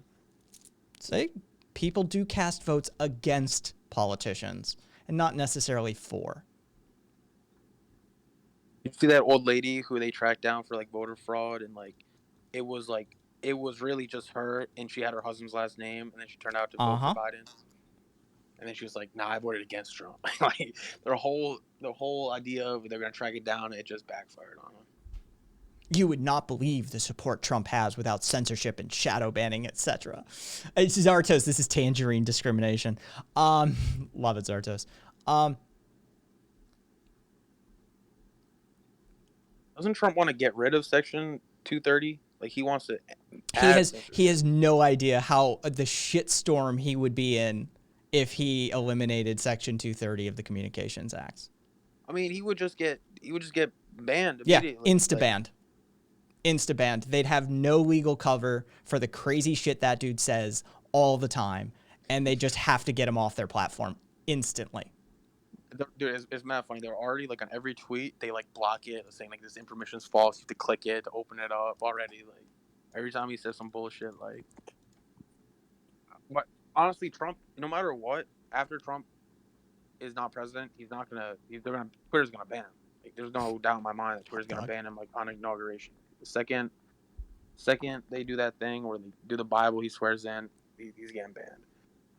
Like even with Section 230, like Twitter by themselves will get rid of them.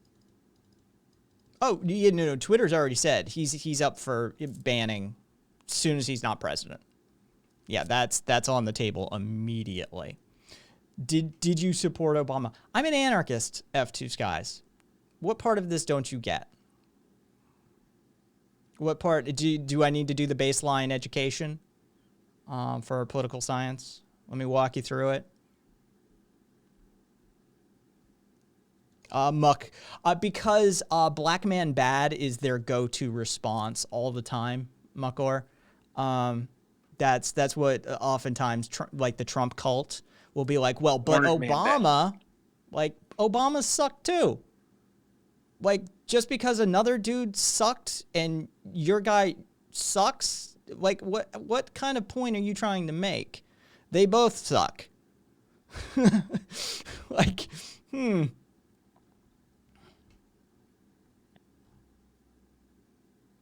They really don't have much power directing like local laws. They can really only the power really is more foreign influence than what they can actually change interiorly. At least in America. I'm sorry. Did somebody actually say Chairman Biden? Did somebody like unironically? Let's see. Cool boy. Trump spends 2+ hours a day with a hair and makeup stylist and still doesn't come out looking good. Jesus Christ. Wears pumps in his shoes and wears adult diapers. He's an absolute cartoon character of a human being, and I hope one day you feel immense shame for being the way you are now. Cool boy with the fucking just throwing an elbow. That wasn't at you, by the way, so you know. There's a couple of chuds in chat right now. How is Trump not part of the swamp? He's literally a New York billionaire. This is what I don't get. Like, people who like are convinced that Trump is some sort of like inside man for the working class.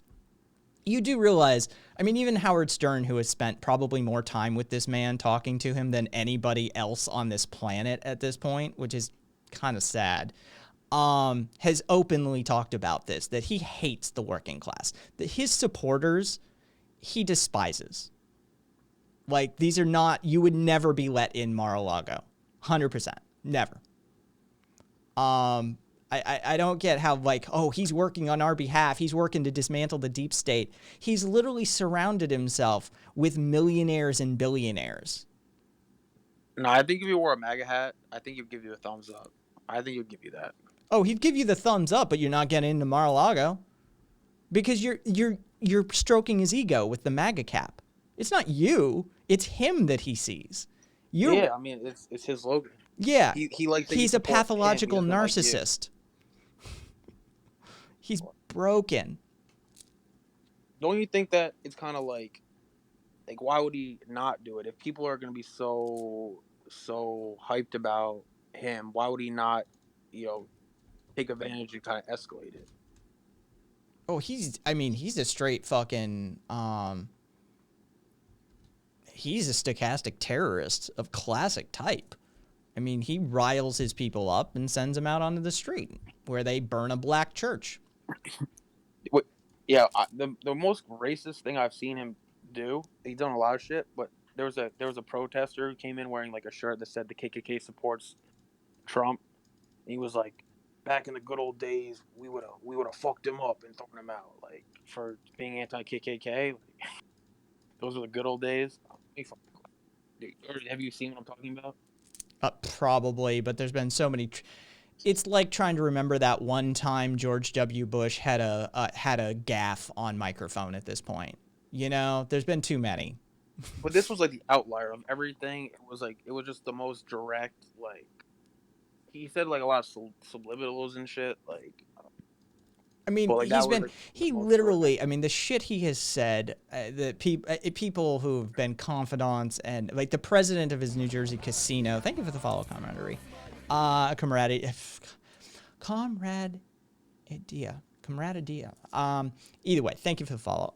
The president of his own casino came out and said how he used to talk shit about all the black employees and how he didn't want blacks as the, his words, the blacks as dealers because they're lazy. I mean, the guy is ridiculous. Was this on like video or just word of mouth? Like, I believe he said it, but oh, it's in the guy's memoir. And it's before he even ran for president. Like, this is political run Trump. Like, this is late 90s.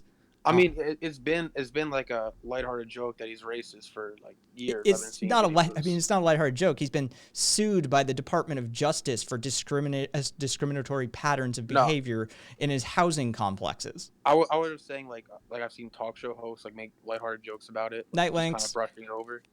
But this was so it's just not political. This was before he was trying to run. Like, this is not a new thing that people are trying to say he was racist. Yeah, no, this just goes back. This is the track record that goes all the way back to his father, who was arrested at a Klan rally, for fuck's sake. Is that real? Yeah, that's real. Fred was arrested at a Klan rally. For what? Back Just in being there. back in those days, Klan rallies were, there was a moment where it wasn't like a free speech issue. It was more of a, hey, you're not welcome right now. Break it up. He and his father both have been sued twice. Like, his father was sued twice by the Department of Justice for, what's the complex's name? Ocean something or other. Woody Guthrie even wrote a song about Fred Trump's racist, discriminatory housing policies. Like, it has been a part of popular culture that this family is, or at least the patriarchs of this family are radically racist for quite some time.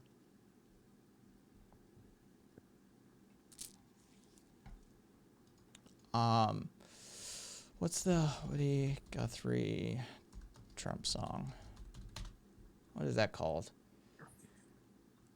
I Ain't Got No Home, Old Man Trump. It's Old Man Trump by Woody Guthrie. It's the fucking song. Written in 1954.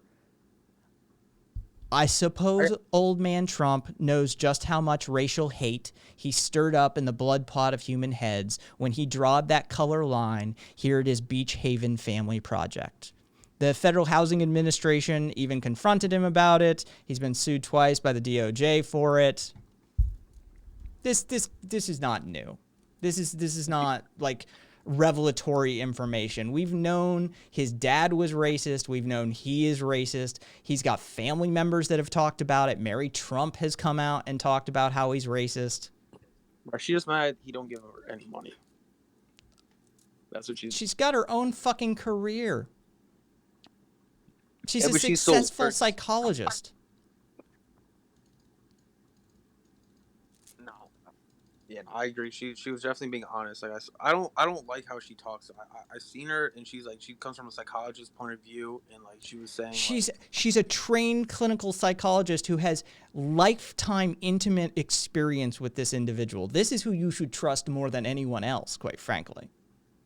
I mean, I trust her personal relationship more than anything about her psychology degree or anything like that. I think that's more important for the authenticity of like what she's saying, because like her she was saying stuff like the 20 like it's so statistical with them. She was like, the point of like liberal democracies is contain the most violent 25%. Like, I don't know. She just had some like she's had some very like fascist talking point. Like, I think liberals, I mean, like they pretend they're be human right, and then when it's talking about somebody who's not them, they're kind of like turning a blind eye.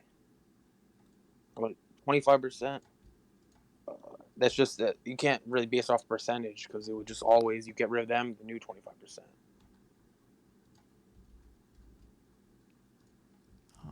Here is, for anybody who wants it, here's the Hill article on it, but it directly links to the FBI dump, which has hundreds of pages surrounding the 1970s investigation of racial discrimination in housing units owned by Trump Management Company, run by Trump's late father, Fred Trump, from 72 to 74. I don't even think this is a debate. Like, I think everyone agrees that he's racist. Oh, no. We've got like multiple chuds in chat that like, fucking, he's not a racist?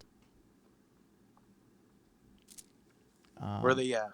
Yeah, or when he took out a page in New York Times to try and get 5 black boys murdered by the state, but you know that. I heard about that even before Trump. I mean, even not before Trump, even before like Park section, what was it, the Central Park 5, Yeah, right? it's the Central Park 5. Yeah. That's why I'm just against the death penalty, period.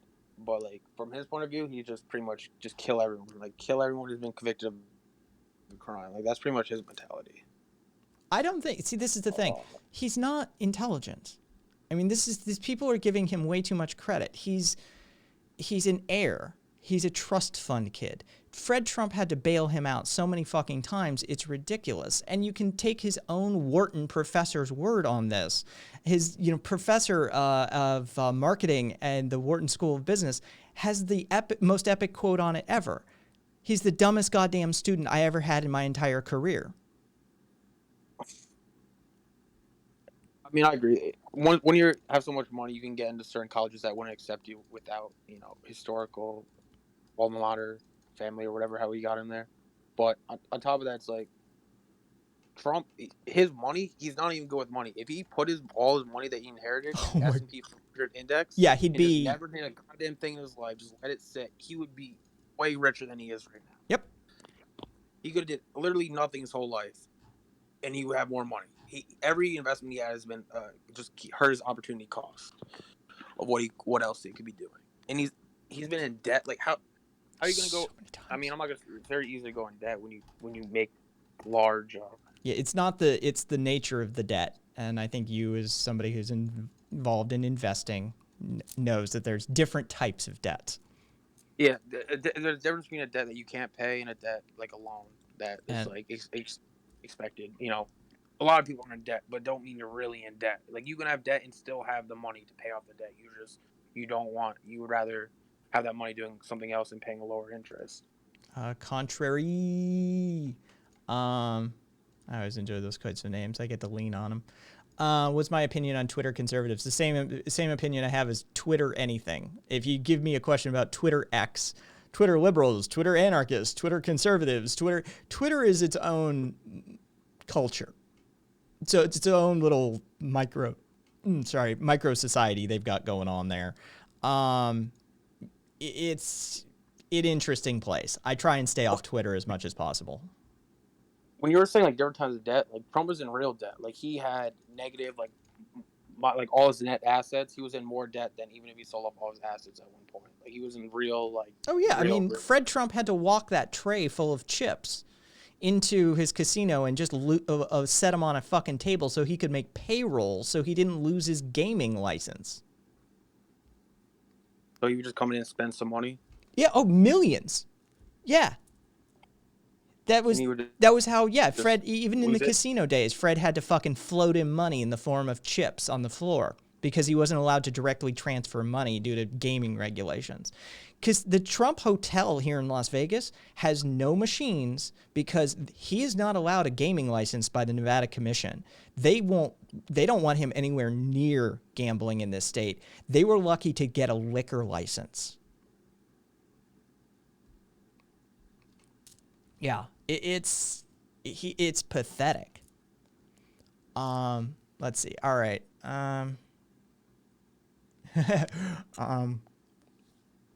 Oh, I want to hear those Apprentice tapes one day, cool boy. I really do.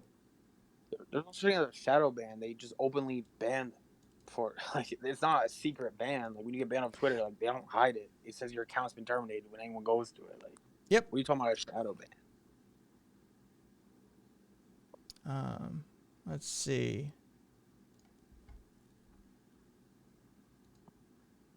I don't know about that. I think getting censored is like a strong word. When they threaten to kill somebody, like it's not really. It's a different type of censorship. Like, and you know your history of court cases in America. Because what most people think in your head as an American when you think about free speech and what goes too far, you've been taught one particular thing: you can't yell fire in a crowded theater, right? This is the thing. This is the rubric by which it's judged. You have to understand where that comes from and the history of that case. This is literally anti-war protesters who took up what was deemed seditious positions, and a Supreme Court case, I think it was Marshall, the ruling decision utilized that rubric. And that's the origin point for that phrase and how we determine whether we're going to restrict free speech in this nation. Prior to that, it was far more open, but it was born of the Marshall raids and the Red Scare. I'm sorry, the Palmer raids.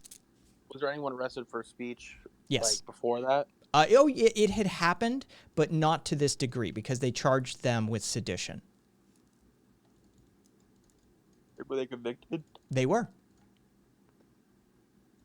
And what did they say? They were yelling fire, or they were... Oh no! It was very much against the U.S. government. It was in these sorts of, it was, you have a non-justified claim to authority, and it was communists, socialists, anarchists, and immigrants that were talking mad shit about the U.S. government. And the Palmer raids at the time were the largest single group of arrests conducted in this country. And we're talking orders of thousands. And any immigrants they rounded up, they deported immediately. Anybody who was an American citizen got thrown in jail. It was all laying the groundwork for the McCarthy era that we would end up in. And we all know how that ended up. So just a little context around the freedom of speech topic. Did it end when we gave up on Vietnam, or what actually ended the era of McCarthy? Interestingly enough, it was the McCarthy hearings themselves that ended it.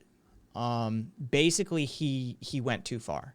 He overextended his reach, and there's this sort of breaking point, turning point in the speech, and he's going after this one gentleman, and they said something along the lines of, I'm going to bastardize the quote, something along the lines of, "Have you no decency, sir?" And the public had already been putting up with a lot, and the political infrastructure had been putting up with a lot up until that point. And it sort of was the culmination of, you know what? Yeah, this guy is kind of an asshole. Fuck him. And the tide of public opinion turned following the McCarthy hearings. And he was dead within a couple of years. He did not get reseated. He did not, he ended up, I think it was maybe 2 or 3 years after that, Joseph McCarthy died. And so, yeah, it was already a whole lot that we were putting up with, to the point where the hearings were actually held. If you were alive around that time, you think you would have been a communist? No, I would have been an anarchist. We've been around forever, but we were involved in the 1880 to 1920 labor movements. We would have, yeah. I mean, anarchy is basically, you have a different definition that I've heard other people use it as. Normally, when I hear people say it, they're talking about a lack of government. They don't talk about the hierarchy structures. They normally just end it at lack of government. Well, here you go. Literally, here's just Wikipedia. Fuck all the poli-sci. Fuck all, the deep thought, Peter Marshalls or Bakunin's or that sort of thing. Literally, first sentence. This is considered by a group edit. This is the most important thing you need to know. Anarchism is a political philosophy and movement that is skeptical of authority and rejects all involuntary coercive forms of hierarchy. Right out of the gate. This is the very first thing you need to know. Calls for the abolition of the state, which it holds to be undesirable and unnecessary and harmful. Usually described alongside libertarian Marxism as the libertarian wing of the socialist movement, having historical association with anti-capitalism and socialism. The history of anarchism goes back to prehistory. Right? But first and foremost, the thing you need to know most about it is, it's a philosophical challenging of hierarchy. But yeah, if I were around during that era, I could have hung out with Emma Goldman, for fuck's sake. One of the baddest ass bitches to ever walk, in the anarchist circles. I would have been an anarchist even back then because we were around. The philosophy was already, being laid. I probably would have been more of a firebrand, given the era. Anarchy was probably less defined, before even governments, right? People were born into anarchy and then they formed governments later. Yeah, anarchism, it is a natural state, right? It is something that goes, as even stated by Wikipedia, which is not exactly the most favorable source for poli-sci stuff, especially if you've got extreme, if you've got out on the wings either direction. They tend to soften stuff. It goes to prehistory. It really does. It has a long storied history that finds its way into indigenous peoples and, even Christian. There's a claim that St. Francis of Assisi is sort of a proto-anarchist of sorts. Yeah. So it's sort of a naturalistic way of being when you come down to it. Oh, Jesus Christ. Hang on. Give me 1 second here. I need to catch up. Bear with me. I'm sorry. But chat has been moving. And okay, so that's all that. I mean, like governments are as real as corporations are. They're still like just an idea that's just backed by men. You know what I mean? Like, Well, we say oftentimes that it's as simple as changing your mind. Sorry, chat, but chat's been frozen for a while. yeah, It's as you simple can as just pretend they don't exist. They yeah, don't it's as exist simple as until changing you're your mind, physically but which removed. that's one of the most difficult things you can do. All right, so a whole bunch of shit about censorship. Premarital and they're banned. You haven't seen any Nazis in my personal experience. Keep looking. I could point you in the right direction. Jesus Christ. I mean, not classical Nazis, but neo-Nazis for sure. I doubt there's many walking around that were there for that era. There's not many OG Nazis walking around anymore. Let's just put it that way. Not the same. Like, how many Holocaust survivors are alive? It'd probably be like Getting less and less every year. yeah. So like the people that did the people that are alive today are like were babies. So like anyone who's probably a guard is dead probably. Like Hitler would be 127 or something like that. Oh yeah, who was that cat that got it was shit, I forget who that was, but yeah, they got it was his video on police abuse statistics, all of which were coming from public sources. DHS visited the YouTuber for their quote anti-American sentiments. If that isn't some McCarthy era bullshit, I don't know what is. And this happened after McCarthyism? This happened like a month ago. Oh, no, I thought you were still talking about the thing that started the. Oh no, yeah, it's just Kat responding to one of these people that there was a YouTuber who recently got a visit from DHS, and the reason was literally quote anti-American sentiments in his videos, and the video he would just put up was a calling out of police abuse statistics, and so that warranted a DHS visit. Like, what? I'm sorry, what? You want to talk freedom of speech? Like that's an issue. That's a fucking issue. Sure, yeah, tech companies, but when, Department of Homeland Security starts showing up on your doorstep for your opinions that are derived from public record sources, that's terrifying. Second thought. Yeah, it was second thought. Yes, spot on, Morpheus.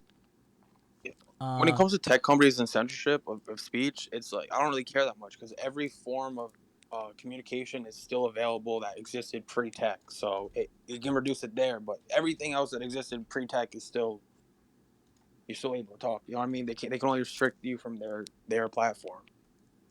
It's just tech's not that big of a deal to me. You know what I'm saying? Like every form of communication is already just added onto it. Yeah. Oh, yeah. Casaubon. Yeah. Just catching up here. Or like Alexander Berkman. It's worth a talk. Like the 1880 to 1920 labor movement crowd had a lot of fucking people that would have been really interesting to hang out with, from a sort of a leftist position point of view. Oh, we got some Proud Boy fucking shit going up in there.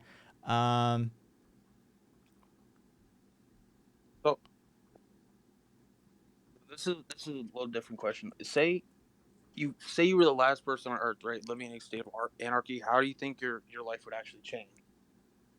Like, would you do anything, other actions? Wait, if I was the last person on Earth? Yeah, so there's no one to have a power. None of it matters then. Yeah, no, that's what I'm saying. So, at that point, like what changes when these hierarchies go away? Like for you.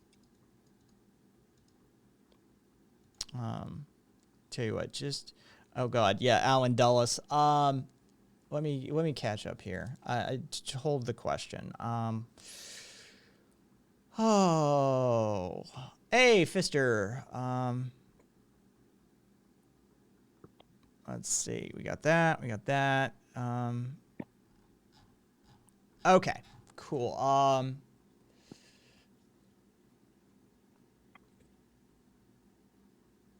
Yeah, congrats, you're King of the Earth. I still wouldn't. I would still. Hey, Wyatt. Cool.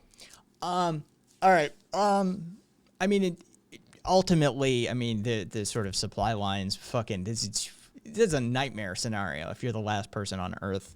I mean, it's fun for a little bit, for a moment, but ultimately, that's not a great to be person to be in. Yeah. Position to be in. Now, if we said something like, you know, fucking a catastrophe happens and I walk out of my bathroom one day and there's only like, you know, 1 million people globally, now it's a whole other ballgame. I guess my point was, what happens like when these hierarchies go away? Like, do any of these hierarchies personally affect you in any way? Like, Oh, yeah. your day-to-day life? Yeah, definitely. My healthcare system, my healthcare coverage alone would be the first thing I'd bring up. You know, as somebody who suffers from a chronic condition and a progressive condition and that needs experts and specialists and that sort of stuff. You know, just the verification test for the small fiber neuropathy, testing for degradation of small fiber nerves in your body, that's an $11,000 test with insurance. And how often do you have to get that test? You just need it once to as a confirmatory diagnosis, but getting it approved in the first place is a whole fucking thing. Do you know how like it like in Germany? I know that like even if you're not a citizen and you go to get healthcare, it's free. I'm sure it's different for like specialized, but have you explored any of those options? Oh, I mean, you still end up in massive. And I mean, if I were to do something like IVIG treatment, yeah, you got to spend 11K just to get to the point where you can get the test. If I did something like IVIG treatment to potentially, you know, play around with the autoimmune response, which I suspect is underlying, underlying it, you can't get insurance companies to cover that, and that kind of treatment is $12,000 to $18,000 per dose. What's the reason for not covering? Do they just generically not cover it? They or generically do. They've got it restricted to a very specific condition that everybody knows that, like, oh yeah, it works for that, but we also know it works for X, Y, Z, A, B, C, D, E, F, and G, but they only use it for Q. What is the other condition? There's a whole host of autoimmune conditions that are involved that IVIG treatments are utilized for. Intravenous immunoglobulin. For those. What I'm trying to get at is, it would be basically it'd be too hard to try to convince them that like you would come at them from an angle like you have this other autoimmune and they test for that and then you still get the background information. And that's the thing. 50% of autoimmune conditions in specific categories they test negative every time, even though they're presenting the symptoms. And so you're just up against it all the time. I don't know what you're looking for. Well, that it's biological markers, autoimmune markers, protein markers. There's a whole host of things depending on what you're after. But the fact of the matter is that a corporation continually stands between me and my doctors. And it is because of governmental regulations that allow them to, that this system exists. You go all the way back to Nixon, all the way back, like it's fucking, you know, in the before time. You go back to Nixon. So you haven't done? What? You haven't gotten this test taken? Oh yeah, I have.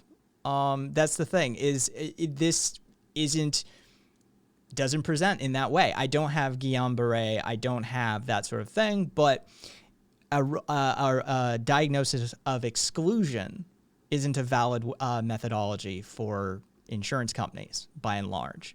So you're saying like you tested a bunch of different alternatives, and it's like if it's not that, It's not that. It's probably, not that. It's not that. It's not that. What's left? and they And won't. there That's you. not how they do it. Yeah. They need like a sign, like, Yeah, not yeah. Basically, they want the positive test rather than the negative test, and this is just how healthcare works.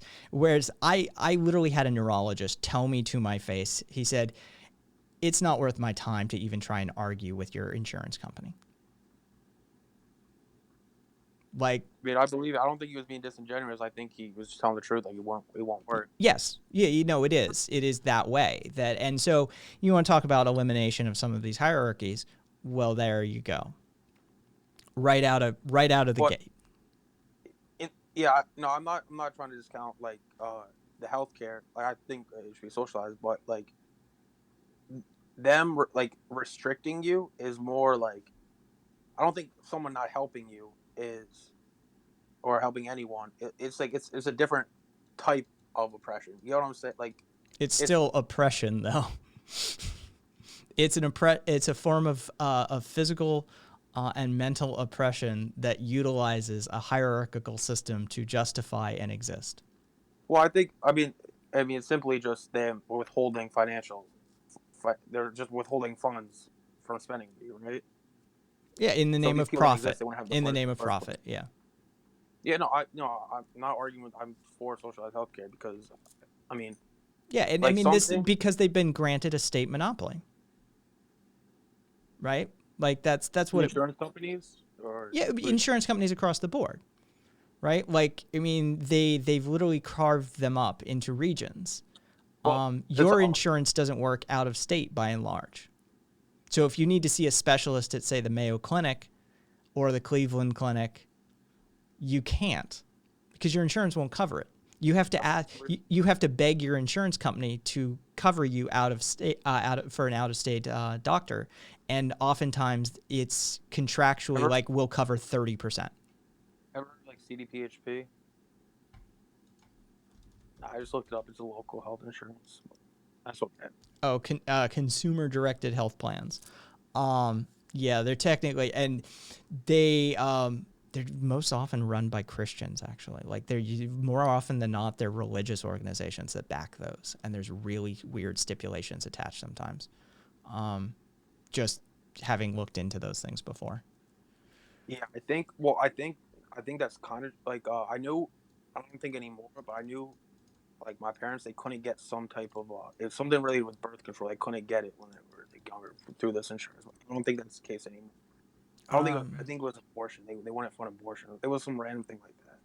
Let's see. But Healthcare issue changed everything for me. Was amazing seeing people not worried about medical bills and not having to put down grandparents like animals because they can afford care. Fister, where are you again? Remind me, please. But yeah, like I don't. Another thing I don't get what people are saying is like we can't afford it. The government already can't afford what we're spending. We're already going to debt. Like what can we cut out? what's wrong with You know what I mean? Christians Like, running what's health? the bigger priority then? What's wrong with Christians running insurance or healthcare, or healthcare systems? Noel, they have a tendency to apply their own ethics or morals or fundamentalist judgments based out of the Bible into the rest of the world. See them constantly fighting against women's reproductive rights, LGBT issues, the whole 9 yards. No, I just Yeah. So I just remember it wasn't the health insurance; it was the specific hospital. That was a Christian hospital that wouldn't do it. It wasn't the insurance. What I was thinking. Yeah, So, that's yeah, exactly, and that's the problem. Is healthcare should be secular. it was like looking at it was called. It was St. Peter's. You want to believe, do, preach, pray, that sort of thing. Fine, by all means, but keep it out of life and death situations. That's not appropriate. The thing about healthcare is it's an expense. Like some things designed to be investments, and some things are designed to be expense. Like it's not really designed. You should. It should just be Having- it should be a societal cost we absorb. It just is. Yeah, I agree because you could be born, you could get cancer when you're 2. You know what I mean? Like, how you gonna pay for $1 million cancer treatment when you're 2? Like, No. And I mean, everybody, including up to and including the Koch brothers, funded a study. And they found that single payer universal healthcare would save us trillions of dollars. It's like the people themselves, right? yeah, oh yeah, oh yeah, across the board. It took it down from, hang on, I'll pull the study. It would definitely, yeah, that's true because all the people that have insurance, right? Instead of spending it on insurance, it would just be directed. I mean, they would pay through tax, but it wouldn't be. It took like, it down from a projected $54 trillion over the next 10 years to $32.6 trillion. Collectively, we as a people. You trust the Koch brothers?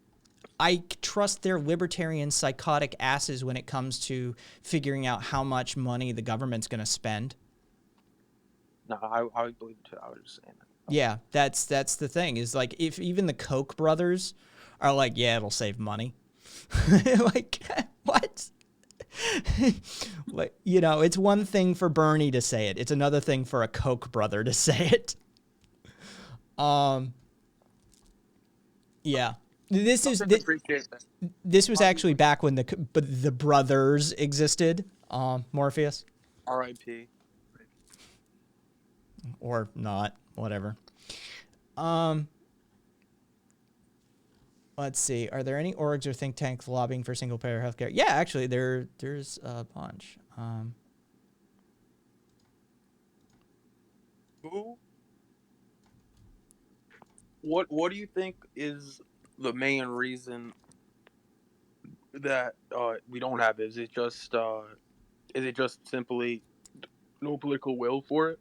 Corporate greed, regulatory capture mixed with, I mean, it's corporate greed, but with the level of regulatory capture that exists in today's day and age in this system. Yeah, that.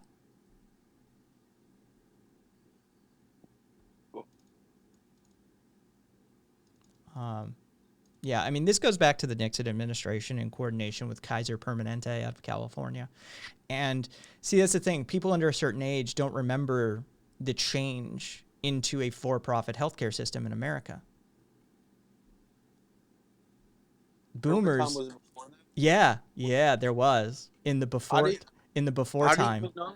I didn't even know that ever happened in America. I thought it was always this way. Nope. The major change happened under the Nixon administration with Kaiser Permanente. Did there used to be laws where they had to be nonprofit? Is that the difference? Because I know, like, my local hospital is a for-profit hospital. Like, it's just they collect money that they don't reinvest and they just collect it, like, them personally. Like, you know the difference in nonprofit? They don't take the money out. Yeah. And then, yeah, it's just a full for-profit business. Like, they don't even call it nonprofit. It's just a profit business. It's the only hospital in my area. It's like the Albany Med. It's the biggest hospital in the city. I'm trying to find because we have good old Nixon. We have transcripts. Good old paranoid Nixon recorded everything. Remember? He was more using that for like leverage on people. I think he was actually paranoid, but I mean, you can't really say you're paranoid with the president. Like, you don't want people lying on you, saying you said shit you didn't. It was the introduction of the HMO Act in 1973 that opened the door to a good portion of this. It was Ehrlichman recommended it. And for those of you who don't know John Ehrlichman, he's a source for all sorts of interesting information that came out of the Nixon administration, including the admittance that the war on drugs was in order to quell civil rights movement and anti-war movements. Didn't Nixon himself aren't the audio like recordings leaked of him saying that? Like, not even his partner, like him himself? Yeah. Oh yeah, we've got all sorts of stuff. But the Ehrlichman quote is fucking epic because he did it in an interview. And he straight up, let's see, there we go. The Nixon campaign in 1968 and the Nixon White House after that had two enemies, the anti-war left and black people.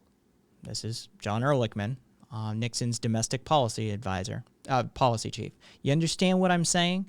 We knew we couldn't make it illegal to be either against the war or black, but by getting the public to associate the hippies with marijuana and blacks with heroin, and then criminalizing both heavily, we could disrupt those communities. We could arrest their leaders, raid their homes, break up their meetings, and vilify them night after night on the evening news. Did we know we were lying about the drugs? Of course we did. He just said this in an interview, like on national TV. He told Dan Baum, who was a writer for Harper's Magazine, who recorded the interview. Was it a secret recording? Or was it, No. About the interview? No, Ehrlichman just straight up told him. This was not surreptitiously done. It was just Ehrlichman telling him what was what. Yeah, Ehrlichman was a peach.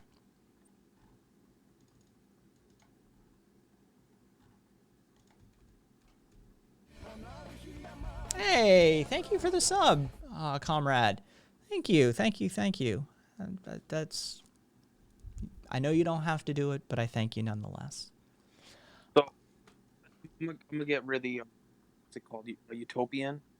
Would you have any problem with private businesses running completely private if assuming that all needs were taken care of, housing, medical, food, water, and then after all that's already taken care of with tax, people are still free to invest their own income to make more income instead of buying What you're going to do is create a instead of system. buying a car. What you're going to do is create a system of potential unbalance, because what you're going to do is still create a mechanism for resource acquisition and sequestering. Yeah, but there's ways to do that without harming the earth, like asteroid mining. I'm talking There are ways, but we have a long storied history in humanity of not doing that. I know. If you're talking about like your idealist government organization, I mean, if you're already talking ideal, like, then there's no need for any of that. Right. I mean, there have been regulations passed over time. All sorts of regulations exist already. Hans, that's even worse. That's an even worse solution, probably. Congratulations, you rolled the ball back on healthcare. Really, we're having the gender thing happen in chat? The thing about car insurance is you don't have to have a car to live. Like you have to. I mean, you don't have to have your car to live. You have to have your life to live. Like it, and it's more of a financial thing. You're insuring a object that you have, and you're insuring the damage you can cause. You're not like you're gonna get sick. Like you're eventually gonna die. Like it's you're not trying to. Car insurance makes sense. You pay a little fee. You socialize the cost. So when any accident happens, that money gets directed to them. But when it's healthcare, like you might never put enough in to forever them to seek a return on you. All right, well, that one's gone. Hey, good morning, Sub Matifa. Sorry, Dan, what do you say? I need to get that Twitch thing. Just fucking standard bullshit shitster. Like, you know, the fucking, there's only two genders, male, female, this, you know, fucking all of that sort of shit. The denial that, you know, gender is actually a social construct, and the fact that historically, you know, historically speaking, Western society, Western Judeo-Christian society has sort of restricted this. But if you look at indigenous cultures, Indian, Southeast Asian, they all recognize more than two genders. So I mean, it's definitely. I mean, I don't get into the gender shit because it's just something that I don't understand. Like what, like people are saying, like they associate a gender with a mindset. I think, like what they think they are and how they act, and I think that just enforces gender roles even more. Like Just because a kid wears a dress doesn't mean he's a girl. God, I want skirts. I want skirts. I want our society to be at the point where it is I hate 100% skirts. No, we can have skirts. Just no I definitely appreciate the difference in clothing between genders. I definitely support the socialization that like encourages certain genders wear. Because I don't want to see men showing their skin. That's basically what it is. you. Oh, are you that uncomfortable with your own sexuality? It's not about it. Just it's kind of like when some like dude. I heard a straight person say they don't like watching like they don't like regular like seeing other people have regular sex, like not even on porn. They're disgusted by it if it wasn't them. Like it's not about sexuality to that. Like I'm not saying there should be laws against it. I'm saying me personally, I don't want to look at it. Like, but I'm not gonna. I would never say a law like men can't wear booty shorts or something. But I don't. I like that socially it's unacceptable. Bad. I'm sick of seeing women's tits. It's a gay dude. Like, you? I mean, kilts exist. I know, but I don't like the patterning, and But either way, right? Even wearing a kilt in America is a whole fucking thing. The thing about the only single thing about trans I really care about is like sports, because like the whole nature of dividing the genders is because of sexual dimorphism. Like Sports ball doesn't matter. Sports ball doesn't matter. It's all just games. I'm more talking about. I mean, games are sometimes. I think games are one of the most important things. I mean, you were telling me you don't like sports ball, but it's not like when you were talking about that earlier about like you don't like how there's certain football teams like that was the biggest team, but it's like these are the best players on earth. It's not just a random team. It's like these are the best people on earth playing. Like that's why they're watching. They're not Well, watching then it just. They watch we should smarter make them college better. sports. We should augment them and give them cyber tech and drugs, and we should see what we can do. If it's all about seeing what the best of the best, well, we should go further then. But yeah, but it was more. It's more about testing the limits of like human genetics. Like that's why. That's why drugs are testosterone. Well, is then banned. then that's just encouragement for eugenics. No, I'm talking about when you're watching something. Like I'm not talking about legalizing who can breed or not. I mean, the fact of the matter is, it's just a game.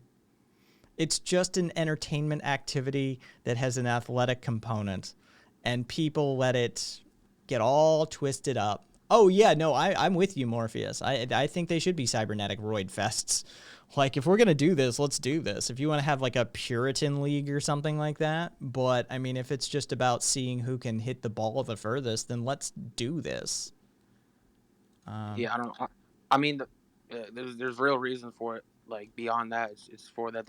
It's to discourage them like hurting themselves, health like their health. Oh for please, entertainment. fucking the NFL and the CTE issue alone tells us it's not about discouraging them from hurting themselves. Look at boxers. Look at any fighters. Look at any of the contact sports. I mean, that's the nature of a contact sport. Like people are gonna get hit. Like, but it's about. I mean, the main thing is that they don't want people. They basically just want to be a natural human. What's the strongest natural human without being cyber enhanced? Like what you're talking about is something else. Like at that point, just have robots compete. Jesus Christ, this is quite the flowchart, Ant. Holy shit.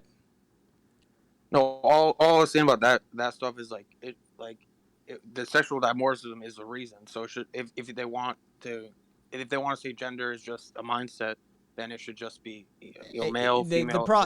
The problem is that there are a whole host of intersex sets that exist. Yeah, but I mean, it's still based on the biological premise of male and female. We're still animals. Like that's. I mean, there's stuff in between, but like there's X, Y, and XX. I suggest you pull up. I suggest you pull up that chart and see how much variance there is actually. I mean, I know there's X, Y, Y, and things like that, but the general basis of there being two genders was for I mean, for there being any more than one gender is just because for because in we that lacked diversity. nuance and scientific understanding.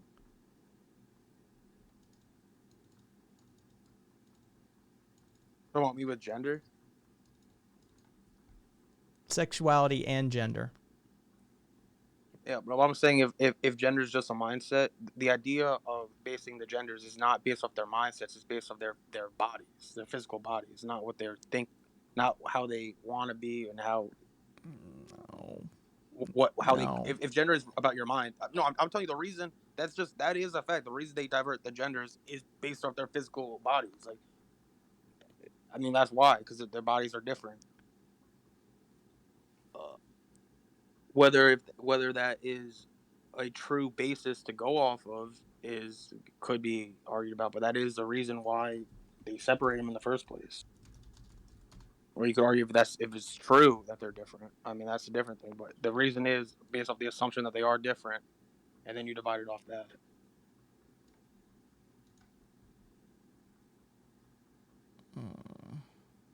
We're natural. I like that, Casaubon. We're natural taxonomists, but we can be overly simplistic. Curio. I don't care what you call yourself. If you have a dick, I'm gonna suck you off. Yes, RV, exactly. The fucking that one. Yeah. No. The fact of the matter is just science doesn't agree with you. That's just the brutal truth. I do agree that sexual dimorphism is real.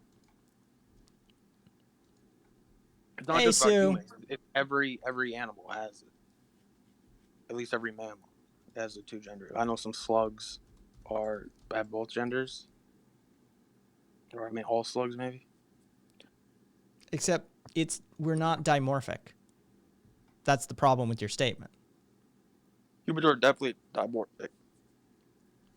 Breast is one example. Distribution of fat. One having ovaries. One having testicles. Except there's other steps between these. What do you mean steps? Pull up the link.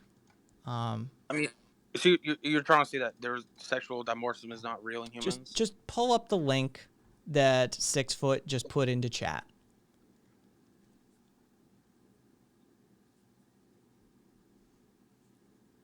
Just look at that, and then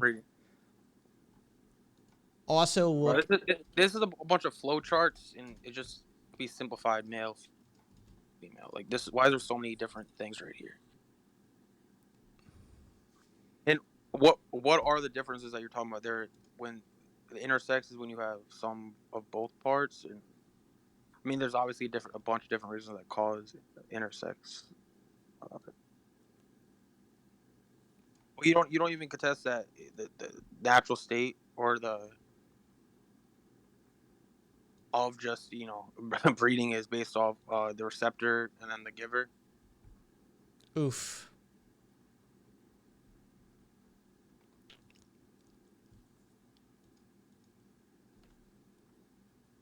Oh, wait, what else is going on there?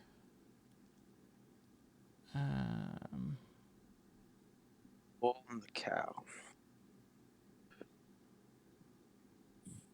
Oh, Jesus.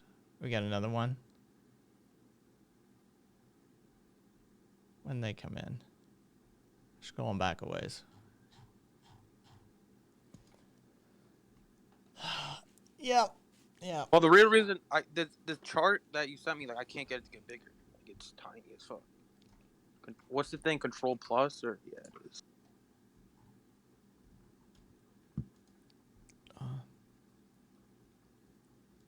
So maybe I should instead of natural, I should say typical play variation.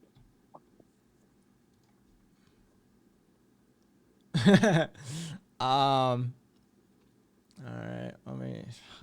I suppose. All right, there's that one.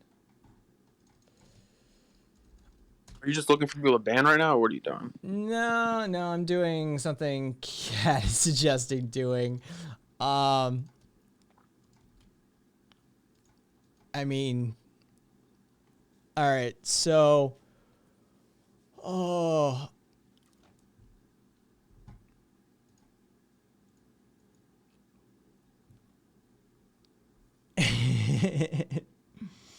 all right, so,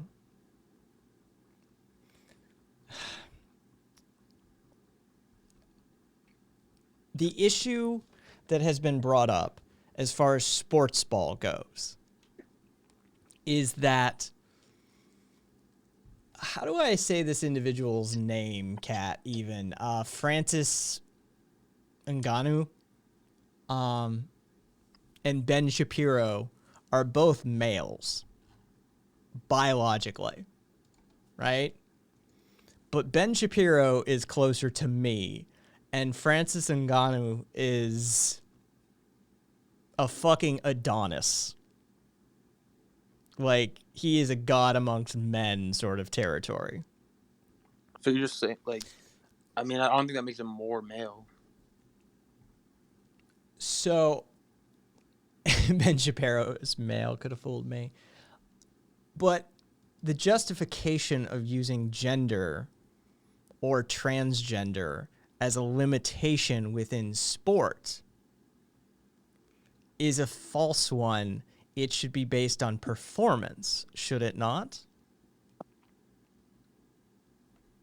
Asking me, no, I think that the divide is fine. Like, if you're gonna have, it's mainly not for men, it's for girls. It's for trans women competing in women's sports and winning. That's like when a female takes testosterone, they're not gonna be able to perform just because you take a drug. It's not gonna make you be able to perform at the same state of the best male on earth. Physically.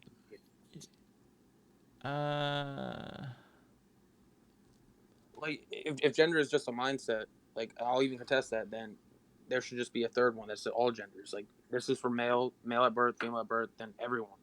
Everyone. If it's just a mentality, then there should just be one sport for everyone that can compete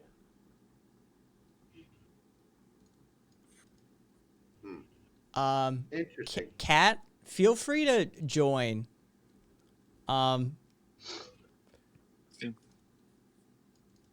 This is your shtick, and you're more involved in sport and shit like that. Personally, yeah. Do you think all you view like all, like, you call it sports ball? Like, do like all games? Like, do you think like e-games are the same type of scenario? Like, when people watch like League of Legends tournaments and stuff like that, is it all just Sport you ball. don't care about the games? Sport ball. So you're just against games? No, I'm not against them. I'm against the level of investment the society puts into them. It's a waste of resources. I'm all for them. You wanna throw a ball around back or kick around ball around back or organize some shit with your friends and hang out locally and do that sort of thing? Cool. You want to turn it into $1 billion enterprise? I got an issue. It's not like your resources. Like, people are voluntarily spending their money on it. It's not like they're taking your money. Hold on a second. Every time do you have cable? Roy, do you have cable? Yeah, I do. Okay. So you realize that a percentage of the bill and cost of having that cable goes to those sports channels, whether you want them or not. Yeah, but I mean, you chose to get cable. You bought cable. Like, I don't really care. I don't care about any of this. This is the thing. It's a waste. It's an opiate of the masses. Panem et circenses, bread in circuses. Sports ball is used in that category for our society. It is a methodology for distracting and extracting. It keeps the people from focusing on the things they should be, by and large, and it removes the energy that would otherwise be put into the system as a result of that attention that they would otherwise be paying. So it's $135 fucking just to go to the fucking ballpark, and a fucking $50 cap, and you get to scream it out on the field, and you get to put all that stuff into that process that ultimately doesn't matter. Meanwhile, you're getting fucked behind the scenes. It's an Just for it's an opiate of the masses, and the Romans knew how to use this just like we know how to use this. Yep. You keep them fed with just enough bread and wine, and you give them access to the hippodrome, and congratulations, you can quell an uprising. That's my issue with it. You don't think people would be interested in sports? Like, I don't think the propaganda, what you call it, would make them like sports. I think they like You know, sports regardless. you know, I'm sure there are probably lots of us that would be willing to play street football, street hockey, other things like that. Sure, but that doesn't cost us a damn fucking penny. Yeah, I mean, we looked it up the other day. The fucking new Raiders stadium here, Allegiant Field or whatever the fuck they're calling it in Vegas, $738 million of taxpayer money. Yeah, no, I agree that I don't think taxes should pay for stadiums. But I that's not a mean, problem with sports. That's more a problem with just government allocating funds to. it's because they utilize it. They use this stuff for a multitude of purposes. It is, like I said, you want to have a pickup game, you want to do your sort of thing, cool. You do you. I mean, there's incentives for the individual places to build it. Like, the reason they do that is they think it will bring income to them. They would rather their stadium be in their city than someone else's city who would pay for it. They can they can shop around looking for the city that they want sports to be in their city. And if they want to incentivize the sports to be there, and if they don't pay for it, they know another city will pay for it. Like this, I'm pretty sure this was this was local property tax, right? Or what paid for it? Oh yeah, it was a value tax.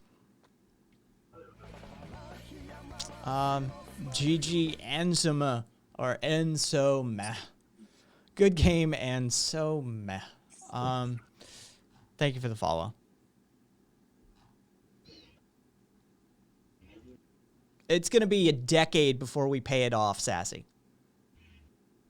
It's gonna be a decade before it's paid off in this city because they issued municipal bonds, and then they're going to have to pay a dividend on top of the bonds. So by the time it's actually paid off, it's going to be closer to $900 million. The government took out a loan, or Yeah, they took out the loan? Municipal. The government took out a loan to pay for their stadium. From who'd they take the loan from? It was bonds. They issued bonds. It's one of the number one methodologies for creating revenue for a municipality. You issue municipal bonds, and then you have to pay them off with interest. So it's just anyone could buy these bonds. They're just selling them on the Yep. market or something. Yep. And then in a decade's time, when they come due, we have to pay them off in full with interest on top. Is it well? Bonds only they pay the interest throughout the years, and then you just pay when we have to hand in the bond. It's like the full fee. But all bonds were different. Oh no, they'll mature at the same time. Yeah, I have some bonds that honestly I'm thinking about cashing them out. I bonds that how it's like tradition to give people bonds when they're born or something like that. I guess it is. So that's what I got it for. It was just when I was born. But they're 30-year bonds and they have such a low interest rate. I'm thinking about cashing it out, losing out on the interest, and just investing that shit in the S&P because the opportunity cost that it's just sitting in a bond is costing more money than the interest would be from just holding on to it. Bonds are really shit investments. They're safe, but they pay marginal interest rates. Let's see.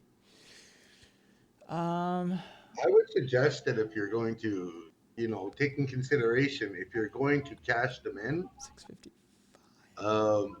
in the very close future, you are going to need that money. So don't be placing it into stocks that are going to be crashing and crumbling. Oh, Yeah. and Casaubon, and how much of those taxes are going to the police. I just pulled the budget for Las Vegas Metropolitan Police Department. 655,617,383 is the Wow. is the number. So little over $500 million. Flo, do you have any stocks yourself? No, I actually okay, so my financial structure is interesting and it's clever and crafty. I don't own anything. Is it under somebody else's name? No. You don't own anything? Mhm. So are you renting your house right now? Do you ever set up a trust? No, I haven't. You need to look you have a into com- it. So do you have a company like This is technically that owns this it? is how rich people dodge everything. And it's accessible at every level. Even I advocate for even the brokest motherfuckers in this country to You look talking at about making an LLC, or is to that lo- the same thing as a trust? it is not the same thing. But you a trust can own an LLC. So is that basically just the purpose of it? So like if it goes in debt, it's not your personal debt. Bingo. Yep, you can divorce your assets from you. And by doing so, you can protect them. So It's the same thing that every fucking rich fucker does, but it's accessible to anyone. It's just information that is generally denied or not common amongst the working class. Is that you can set up a trust and put your assets in the trust name, and you can then have control over them. But if you incur bankruptcy or a debt, the assets are not yours proper, and they can't be seized. does your trust own stocks? Actually, no. I don't invest in the stock market in general. I find it blatantly distasteful. And the stock You don't market even- is you don't even about to think of crash anyway, so there's no reason to be investing in the stock market. Yeah, I'm just not worried about short-term crashes. I'm more worried about just. No, dude, the pandemic is gonna fuck up that stock market like there's no tomorrow. Well, if you're talking about the pandemic, I'm not an investor. I don't care to put I would have to hire somebody to manage that if that were a thing I wanted to do, and it's not a thing I want to do. And so, I mean, that's the thing. And besides, you should own hard assets if you're going to talk anything. Yeah, Well, like hard gold, assets don't earn silver. profit. Like they just you can buy a piece of gold and then Hey, commie. sit on it. It doesn't make you any gold. Like it's just still the same amount. Like it's not an investment. It's you're just acquiring goods. Cheap that you're state. hoping- All right. I'm pulling the plug on this entire conversation, to be perfectly honest, because I don't give a shit about the stock market. And quite frankly, profiting from a corrupt system such as it, I find eminently distasteful. I know that's your thing, Ghost. You do you, but You don't think you can ethically invest in like Beyond Meat or like or when companies like there's ethical investing people do. Yes, there is ethical investing, and then it flows through this criminal system unto itself. So it's very much like we were talking about the other night about how, what was it? It was that, I think you may have been involved in that one, Sue. Yeah. The fact that, the reparations, but there's there's still a bald rich white dude standing between you taking a cut off the reparations even. Like, yeah, it's like that. What are you talking about, Jeff Bezos? Fuck Jeff Bezos. Either way, all right. I'm going to shift gears here a little bit. Ghost, it's been a good run. By the way, is your name actually Roy? No, my name's Ryan. You didn't have to tell me either way, but I'm still going to continue calling you Ghost, by the way. But thank you for your time. Thank you for holding up another side of a conversation. Thank you for giving me a wall to bounce ideas off of and a variety of things. Yeah, no problem. I hope you have a good stream. So far it has been. Either way, stick around. I'll see you in chat. Peace out. It was a long run. There was a lot of chat that I missed out on along the way. If anybody thinks that there's anything that I should be caught up on, feel free to catch me up on it. I would be most appreciative. I know somebody caught a band somewhere along the way, or there was two. I don't know. But I know, like, once we hit the gender stuff, Kai tends to check out because I just don't. It's not that I don't care. It's not that I don't believe. It's just that I'm sick and tired of having to explain this to people.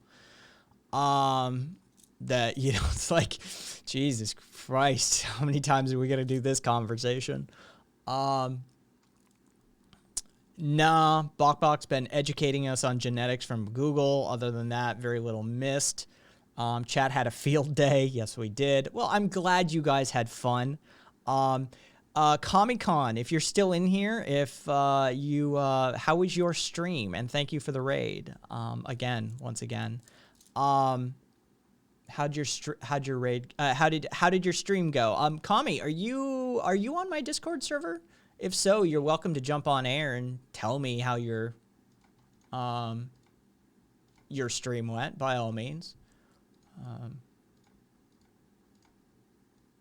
And in case some of Kami's people and watchers, here's my Discord server invite link temporarily, seeing as I do get right-wing chud raids. Hey, thank you, RV, for the expenditure, donation, etc. And congratulations, Kami, and one of us. You're now officially an anarchist just because you have the name, you have the A next to your name. That's how it works. I've been informed, by numerous right-wing people over the ages now. It's all about aesthetics, so congratulations. You're now one of us automatically. And welcome to those who are landing in Discord. Cool. Yeah, jump in voice chat. I'll move you over to on air. And again, thank you, RV. And moving on over. Hello there. What's up? How's it going? Yo, what up, Comic-Con? What's up? How y'all doing? Do I call you Kami, or do you have something you'd prefer me to call you? Yeah, you can just call me Kami. That's cool. It works for me. It's all good. How was your stream? What'd you do tonight? It was great. Yeah, we so Tuesdays and Thursdays I do gaming streams, and then I do just chatting the rest of the time. But just doing a bunch of games. We did some Phasmophobia earlier and played some Spelunky 2 with a couple comrades, and it was chill. It was cool. Rock on. Yeah. I've spent the night doing what I do. I mean, I hammer the fucking nail 5 days a week. It's education primarily. Discussion of theory and shit like that, and I'll work off of chat or whoever else that like what needs discussing, and let's discuss it. Yeah. No, totally. I get it. Yeah. Thank you to Ketisilo. Ketisilo for the follow. I appreciate that. I'm kind of a baby streamer, so I appreciate all the follows and stuff like that. Everybody's been super cool. I'm just gonna check rather than me guessing. I think I'm already following you, but I think so. Yeah. Yeah, I'm following you. Yeah. So no, it's been cool. It was It's been a learning experience just kind of jumping in. I've been streaming since, I don't know, probably late September or something like that. But just meeting so many cool people and stuff. Thanks, Tale of Two Rabbits. Appreciate the follow. But, yeah, what were y'all talking about tonight? What time did you get started? Oh, you've been going for 3 hours now. Shit. Yeah. I do Monday, Wednesday, Friday, 5:30 p.m. Pacific, and then Tuesday, Thursdays are 11:30 p.m. Pacific. Oh, the late night. Yeah, you're on the late shift. Okay. Yeah, I have a good contingent because I came over from a different network. Like I came over from a podcasting network.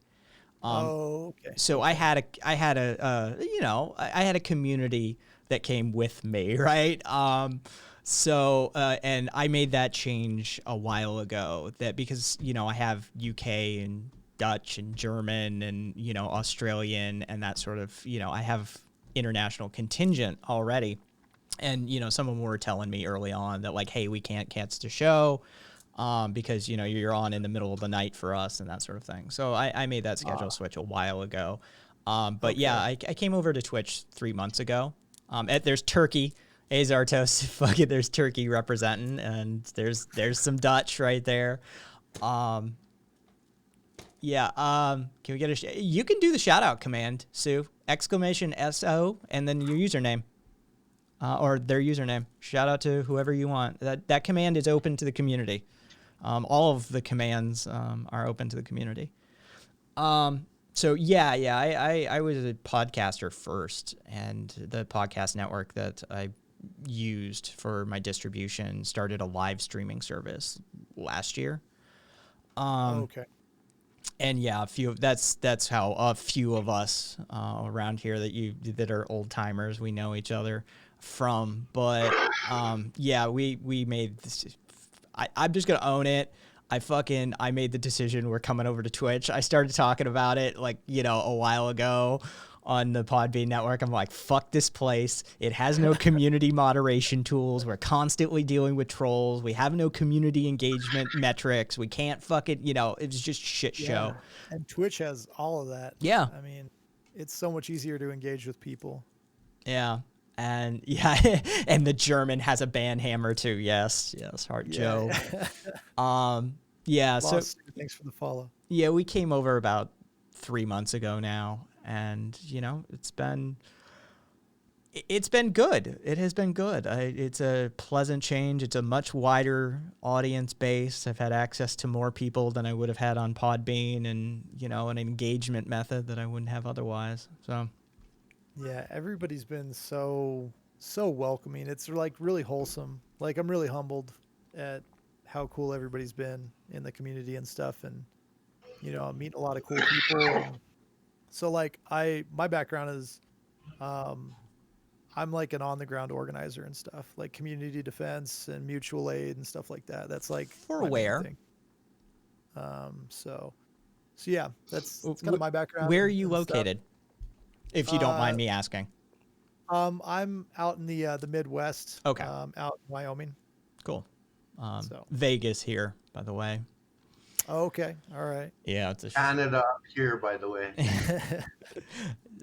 it's a shit show here. Who knows? Maybe I'll be seeing you soon up there. Oh Lord. Um, No. Let me enlighten you, brother.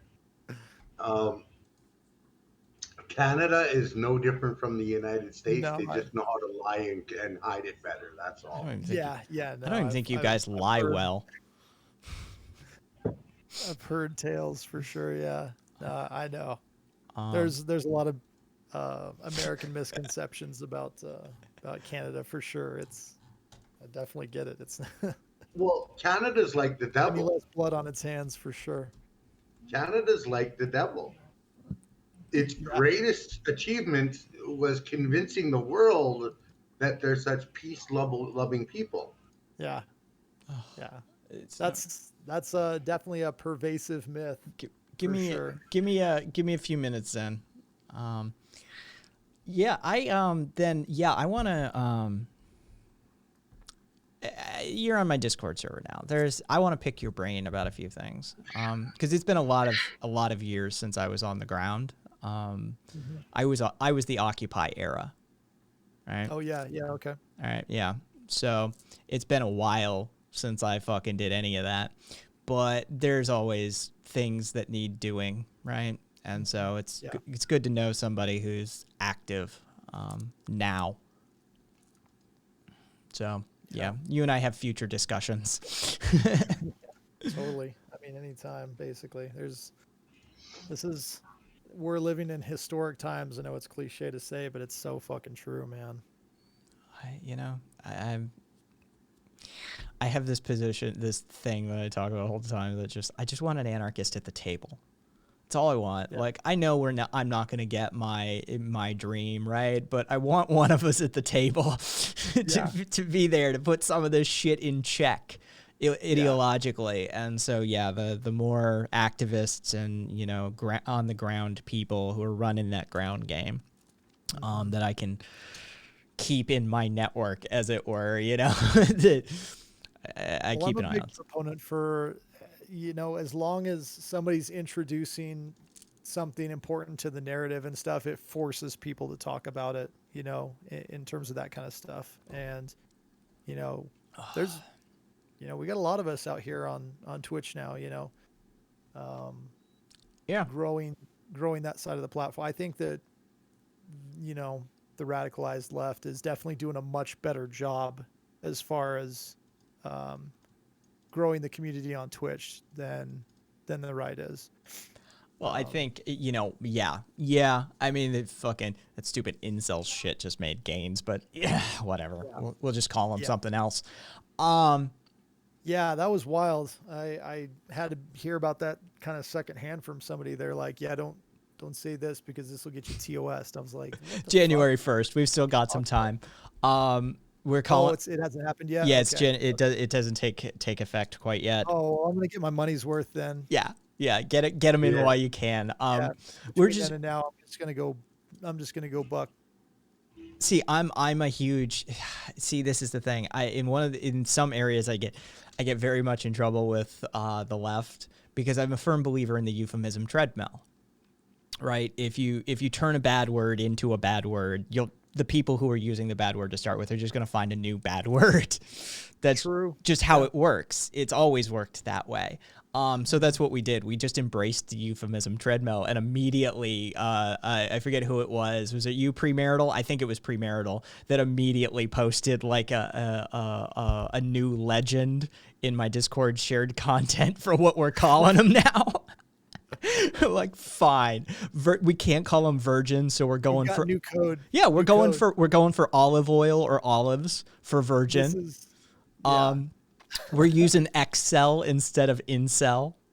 Bart instead of simping. Yes, we're instead of simp, we're using Bart. I like it. Yeah. Yeah, oh yeah, we're like, fuck it. Cool. Like, I'm a firm believer in language is one of the last stops we have before you violate the NAP. And when you're dealing with bad faith actors and inorganic arguments and, people who are utilizing that sort of thing, then the only thing we have left is mockery.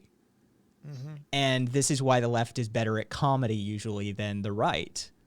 They've got Dennis Miller, and we've got Bill Hicks. They've got Steven Crowder, and we've got George Carlin. Yeah. Right? Like, Oh man. yeah, like this is why the left is when you put better like at it. that, we're absolutely bodying them. Like I completely fucking forgot that Dennis Miller is even a thing. Yeah, right? Like, know? I still remember what George Carlin said about Dennis Miller when somebody asked him about him. What did he say? He said, he didn't even speak directly about him. Somebody said, "What are your thoughts on Dennis Miller?" I think was becoming more politically active, or switching to cable or something like that. Uh-huh. And Carlin just looks at the interviewer and goes, "When a comedian starts taking themselves seriously, they're not a comedian anymore." True. Yeah. No. Mitch. Oh, there's so many. Doug Stanhope, Mitch Hedberg, fucking Bill Hicks, George Carlin, Pryor. Bill Hicks is my guy. Patrice, for sure. Patrice O'Neill. God, I miss Patrice. Ralphie May. Oh God, there's so many. Wait, do you do comedy or do No, you do no, comedy? but I am Okay. this. I am So a you've got, fucking. you've got a pretty broad like you just named some pretty heavy hitters. I'm you a know? I'm a There's I'm not a lot of people stand-up know snob that from don't way follow back. comedy. Yeah, I am the same way that many people feel about music. I feel about stand-up. Okay. All Yeah. right. Cool. Yeah, I think that they are the soothsayers. They're the sort of Bill Burr. Yeah, Bill Burr. Yes, he's funny as fuck, and he's got a lot of salient Bill points. kind of like gets on my fucking nerves a little bit if I'm being completely honest. I mean, he is from Boston. Yeah. Yeah. I mean, and I don't want to put it on that. I mean, I've got No, I some get it. close comrades from, that are massholes and stuff like that. But Bill is like uniquely, I don't know. Chappelle, yes. There's like half the time that I'm like, oh, Bill's on point, and then half the time I'm like, I would probably beat Bill to death if he was in front of me right now. Like Ugh. it's just that way. Well, It's then that let's love not hate. forget Fluffy. Come What's on that? now. Mm, Fluffy. I don't like comedians who don't do hard-hitting political takes. Yeah. I mean, I you're like gonna my piss somebody comedians to off have a for sure. message. He's funny. Don't get me wrong. Iglesias, Gabriel is funny. He's a funny fuck. But that top echelon, that top tier of comedians for me is reserved for people who are taking a piss out of society. I agree with Hard Joe the second. I fucking wish Bill Hicks was still alive. Fucking legend. Absolute legend. He Nobody brought it like Hicks, man. It's unreal. Art Joe, yeah. your buddy, bro. Yeah, I Hicks was Brett Butler. Yeah, it was Brett Butler who knew him, the female comedian who probably knew him best. She knew him Yeah. very, very well. And I always Interesting. remember what she said about him, that he always wanted to be Jesus at his angriest. And I relate to that. I mean, I think what I'm kind of showing my age a little bit, but like the first time that I ever actually heard Bill Hicks was when he was sampled on a Tool album. And, I was pretty young and stuff. And I heard this backing sample behind a Tool song. And I kind of dug and found out, who it was. Because I didn't have the internet and shit like that, So it was like, I think in the liner notes, it says something like Bill Hicks, another dead war hero or something like that. Oh, yeah. In there. And that's how I started watching like Bill Hicks stand up and stuff when I could get a hold of it. And yeah, just absolutely enamored with the way Hicks brought it. Yeah, I believe it's another dead hero. And Charlie Hill is a name I haven't seen in a while, and we should shout out. I believe it was Pryor that put him on air, actually. Wow. Yeah, Charlie Hill was I don't know what. I mean, he was native, indigenous of some sort. I have no idea. I don't know enough of his career, but yeah. Yeah, Charlie Hill is a native. Yes. Yeah, and it was Pryor's TV show, I believe, that put Charlie on.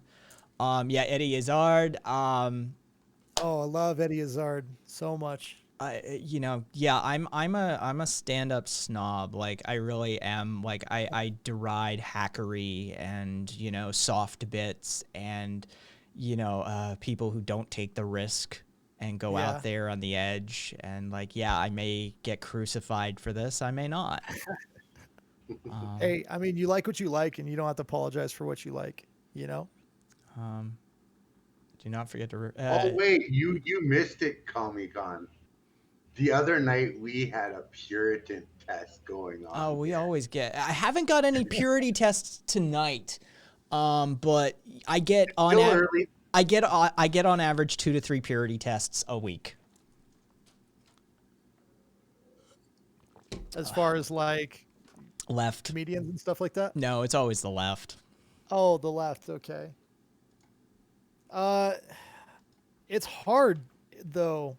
Sometimes it's hard. I mean, I think we all have different lines for what. Yeah, I get in arguments with people all the time about like, that's not the fucking left. Like, I do that stuff too. But this is the thing. I'm not even like the biggest fan of the term leftist, if I'll be completely honest. Well, because it's such a big tent. Well, I'm an anarchist, right? Like that's the thing. I'm an anarchist first and foremost. I make a house for leftists, but my tent includes people who are in the center. It includes, I mean, I always use him as an example. Homelander. I am Homelander. He's a centrist authoritarian. Okay. And Wow. like I will make room for everybody. Can you back up? You want to explain that tendency and mindset a little bit to me? Centrist authoritarian. Yeah. He firmly believes he's not, he's not racist. He's not, he's not against, and he's not a conservative. He's not, he's firmly in belief of the, sort of neoliberal free market solutions and, the general sort of soft right in this country that you would, we should take care of people. We should allow gay people to get married. We should, Oh, that's nice. We should allow them. Yeah. Very courteous of him. But he's a full-on authoritarian in the form and fashion that the government should have the ability and power to reach down all the way to the macroscopic level in your life to enforce its will. Because the only way we will make progress in society is to actually make people move forward. Because ultimately you will have anti-vaxxers, anti-intelligentsia, anti-academia, anti-progressive types. And so to implement this sort of, mildly, like on a scale of 1 to 10, 1.5 progressive agenda, the only way you're going to get it actually done with all of these foot draggers in your society is to implement full-blown authoritarianism. Wow. It sounds like he has a pretty narrow view of people broadly. It's a fascinating, and see, this is the thing, is like normally most leftist channels, this is why he found home here, most leftist channels would fucking ban him or, deride him. And I opened up the conversation. And he says it today, to this day. He says, if I had to choose between their vision and your vision, I'm choosing your vision. I'd rather be with you guys than them. Feels good, man. Yeah, right. Yeah. Like I like, as far as I'm concerned, That's what we're supposed to be doing, though. Like as a whole, and the whole entire movement is to actually get people out of that brainwashed mentality and like bring them to reality. yeah. Like, Yeah, I think we should be hammering the education thing all the time. so I'm not a debate bro. Like I don't neither am I. debate people. It's not what I do. Like yeah, I tell people I'll have the conversation, but I'm not a debate bro either. Like yeah, if you no, want to, if you want to come on absolutely. air, I'll talk to It's you. fine. It's just that, like, man, I've been face down with so many fascists that want like my trans friends dead and my black friends dead and stuff like that. It's just like I've only got so many spoons, as they say, to invest into that. And sometimes I just reach a point at the end of the day where I'm like, you know what? You're a grown ass adult. Like, it's not my fucking job to educate you. Like, if you were a kid and you were looking for guidance, that's one thing. But there's just some times where I'm like, I can't.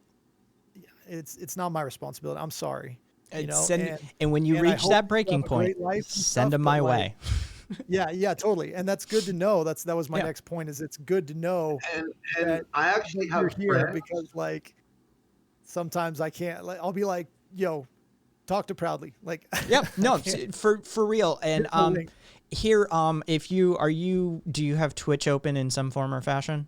Do you see chat? Yeah. Okay, I'm gonna Yeah, pump I'm in. I'm gonna pump in the praxis statement. Because it was shout out to Lynx. They copy edited that for me. But I started with 3 paragraphs and Lynx got it down to that. And so that does go a long ways to sort of inform people what I'm trying to do on this channel. So And that's good. No, and that's awesome. That you do that because letting people know up front, kind of what the goals of your channel are and stuff like that is Yeah. obviously super helpful. Like if somebody jumps in and they've got a misconception about what you're trying to do, or Oh, you you you're think trying to cater to, you think you think like that my was channel, a preemptive statement? That is born of a misconception. yeah, absolutely. I actually have friends who are ex neo-Nazis that literally have a whole entire program and thing going where they go and actually try and help people in the neo-Nazi camp that don't want to be there anymore get out. Yeah, I mean, and that's good work for somebody that wants to do that. That's not me. I'm not that guy. I don't feel, I'm still involved in organizing, and I do not feel comfortable bringing in any kind of so-called de-radicalized Nazi into an organizing space. And not only Oh, that, I but wouldn't bring him into an my organizing take is space. that DRAD is I've done DRAD. DRAD is extremely fucking difficult, and you don't de-radicalize fascists by memeing on them on Twitch. I'm sorry. I'll die on that hill. Like that's not how people derad. It takes years, and you have to remove people from The source. their the networks that Yep. they're embedded in that are Yep. conditioning them. You have to get support from their family to derad them. Derad is a way more involved process than I don't know, fucking Vosh saying gamer words and shit to like identify with them. Like that's not how DRAD works. And See, and it's dangerous. It's really dangerous when you try to be like, no, they can be trusted now. Oh, no. Yeah, we don't trust them around these parts. But I will have the conversation. And I see that as like the first step on the pathway, as it were. Like rather I than don't know. As how did you put it, Kai? As the ambassador for all indigenous people throughout all time and space. He is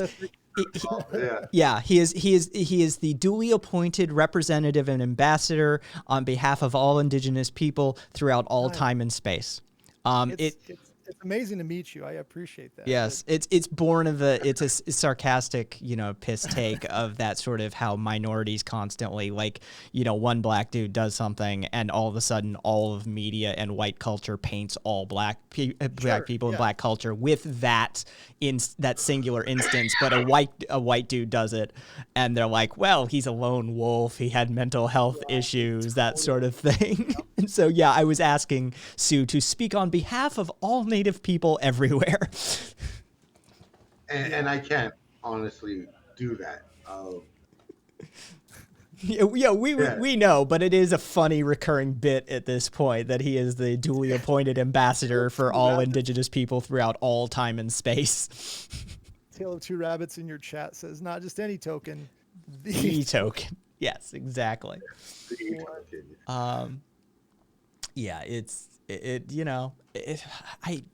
I think that, that's the thing is I think the conversation is there, but again, we operate within limits, and bad faith arguments get shut down, trolling gets shut down, and any of the things that are straight up TOS violations, calls to violence, and the ones that just can't be helped.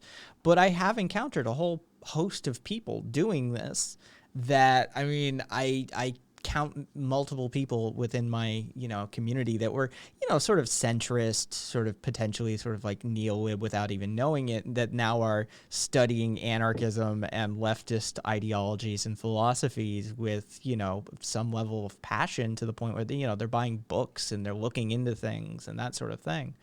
So I as far as I'm concerned, I've made progress. I'm going to keep doing it. But I'm a fan of saying different praxis for different places, right? What works for New York won't necessarily work for Los Angeles. What works for America won't necessarily work for Australia. And what works on my channel won't necessarily work on your channel. Yeah, totally. And we need that encompassing network to tackle it. Anyway.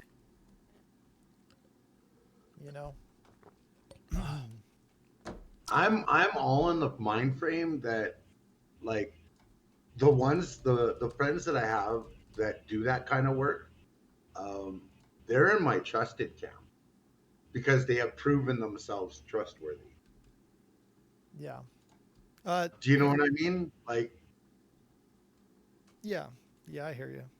I would bring them to any event or gathering or uh, anything to do with indigenous way of life or whether it's, you know, protesting or whatever. I would bring them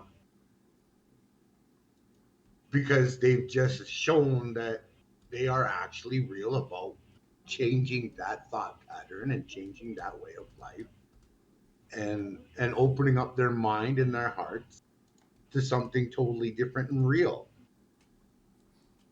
if that makes any sense. Yeah. But I mean, you have physical access to these people. Yeah. It is a different, it's not a parasocial relationship. It's an actual social relationship, and it has different sort of trust metrics and rubrics by which you judge people. Well, like, I mean, when I was younger, I met people that were ex-gang members or ex-club members that were helping people get out Fuck yeah. of the gang life, right?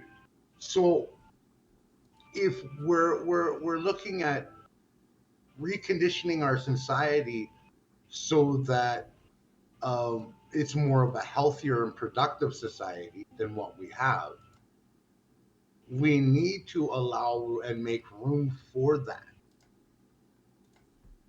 Oh, Do you know what I mean? Yeah, I agree. That's why I think the de facto. This is why the praxis statement has we're not running a safe space, because if we're going to reach these people, we have to be able to take that first step and engage with them.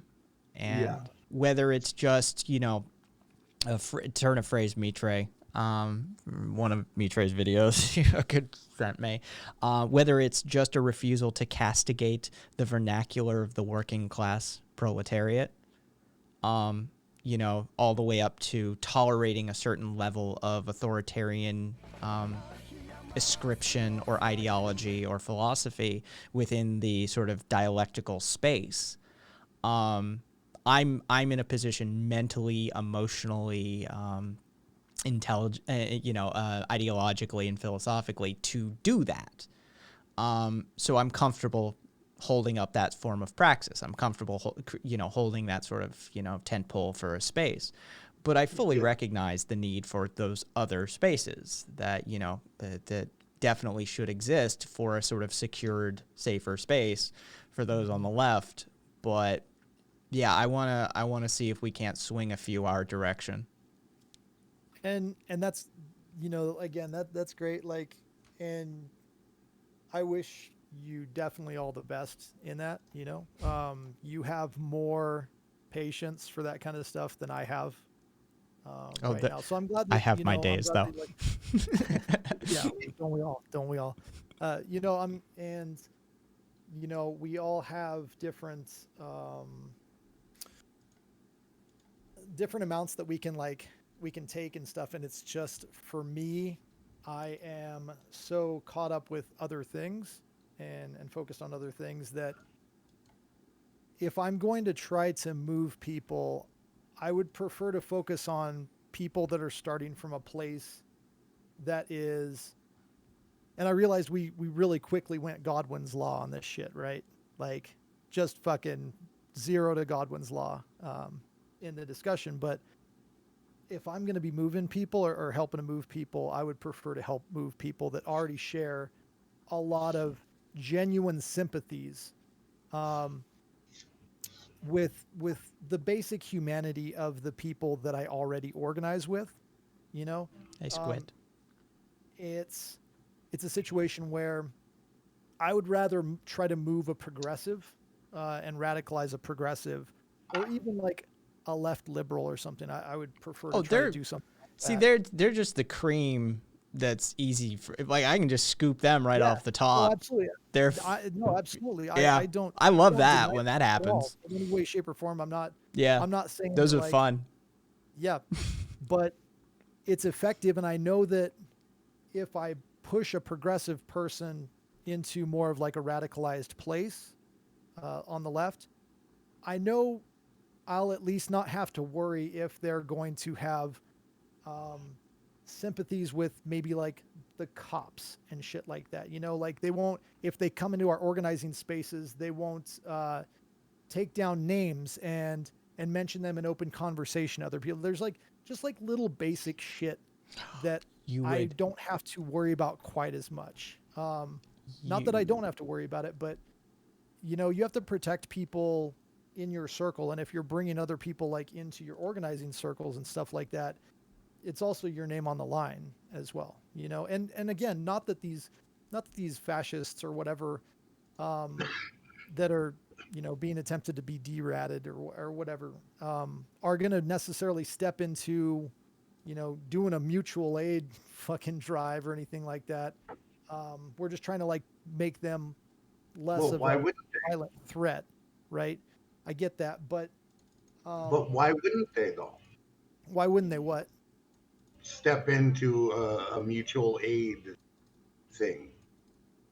Why wouldn't they? I mean, that would be the whole point, right? Is like, how do I put it? I'll use myself as a prime example here, because it's easier to use myself rather than somebody else, because that's their story to share. When I was young, I was into hardcore gangs and bike clubs. I was, how do I put it? My mentality was, if I'm not the baddest man walking, there's something fucking wrong with the picture. Do you know what I mean? I mean, I've never felt that way, but I mean, you're telling me that, so. Yeah. So that was my mentality when I was younger. I hurt a lot of people growing up. People that didn't necessarily deserve it. And as I got older and I grew out of it, and also a part of, because I'm a person that was a part of the 60 Scoop. If you don't know what that is when the Canadian government or governments stole Aboriginal children, sold them to non-Indigenous people to kill the Indian, save the child program. Oh, okay. Yeah, I am familiar with that that phrase. Yeah. I grew up in that. So when I found out who I really am and started to learn my culture and everything, I had to literally, and I still do this, I go out of my way and help people because I'm repaying my debt. Not necessarily to society, but between me and the Creator. Whether you believe in a higher power or not, it doesn't matter. But that's what I believe. So I'm repaying my debt. I'm trying to balance out all the fucked up bad things I did by doing a mass load of as much good things as I possibly can for other people. This mentality and thought pattern works for helping remove people or changing people from a radical, darker set of lifestyle to a more positive, healthier one, if that makes any sense.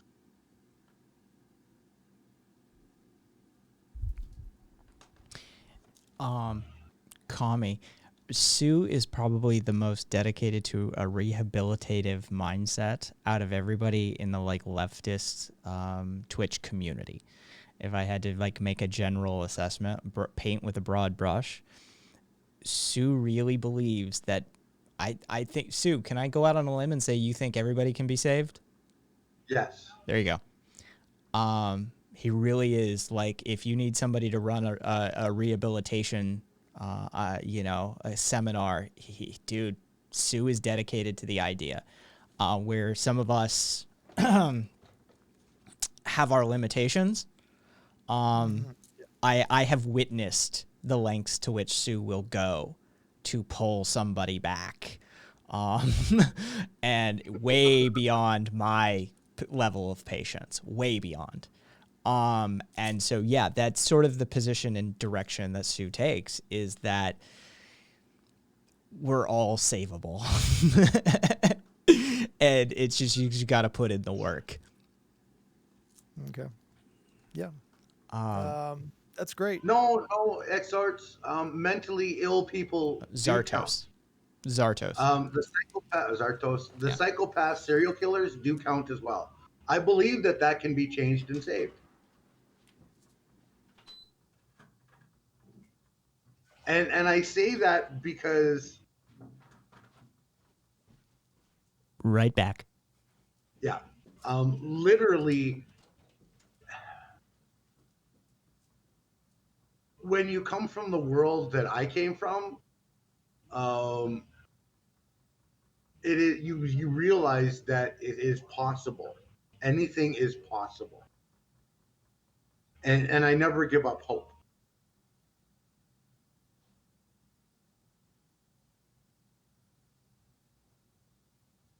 That's the strong point of me, I guess you could say. I don't give up hope in people. I don't give up in faith that things can be done and people can change. Given the opportunity, they can change.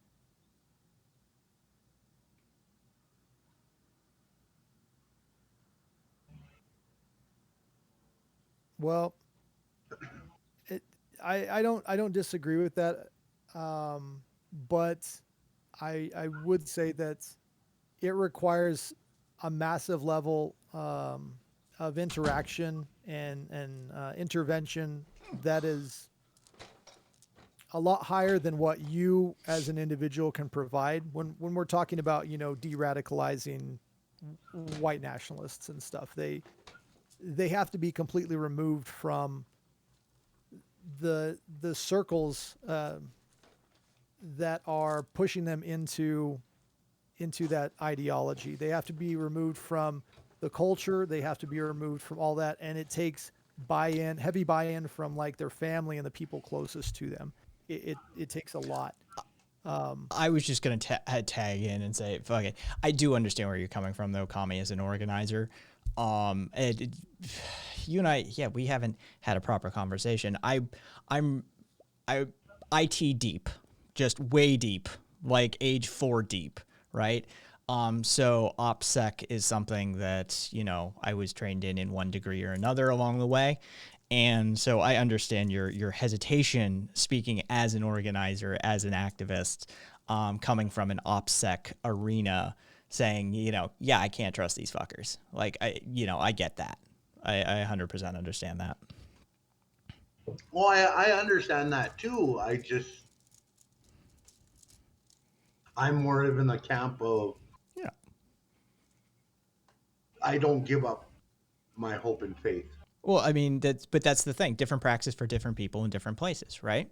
There's you got your fundraisers, you got the people beating the street and knocking on the doors, you got the person running the communications, you got somebody shaking hands with rich people trying to fleece them and Robin Hood them for some fucking funds for the mutual aid network.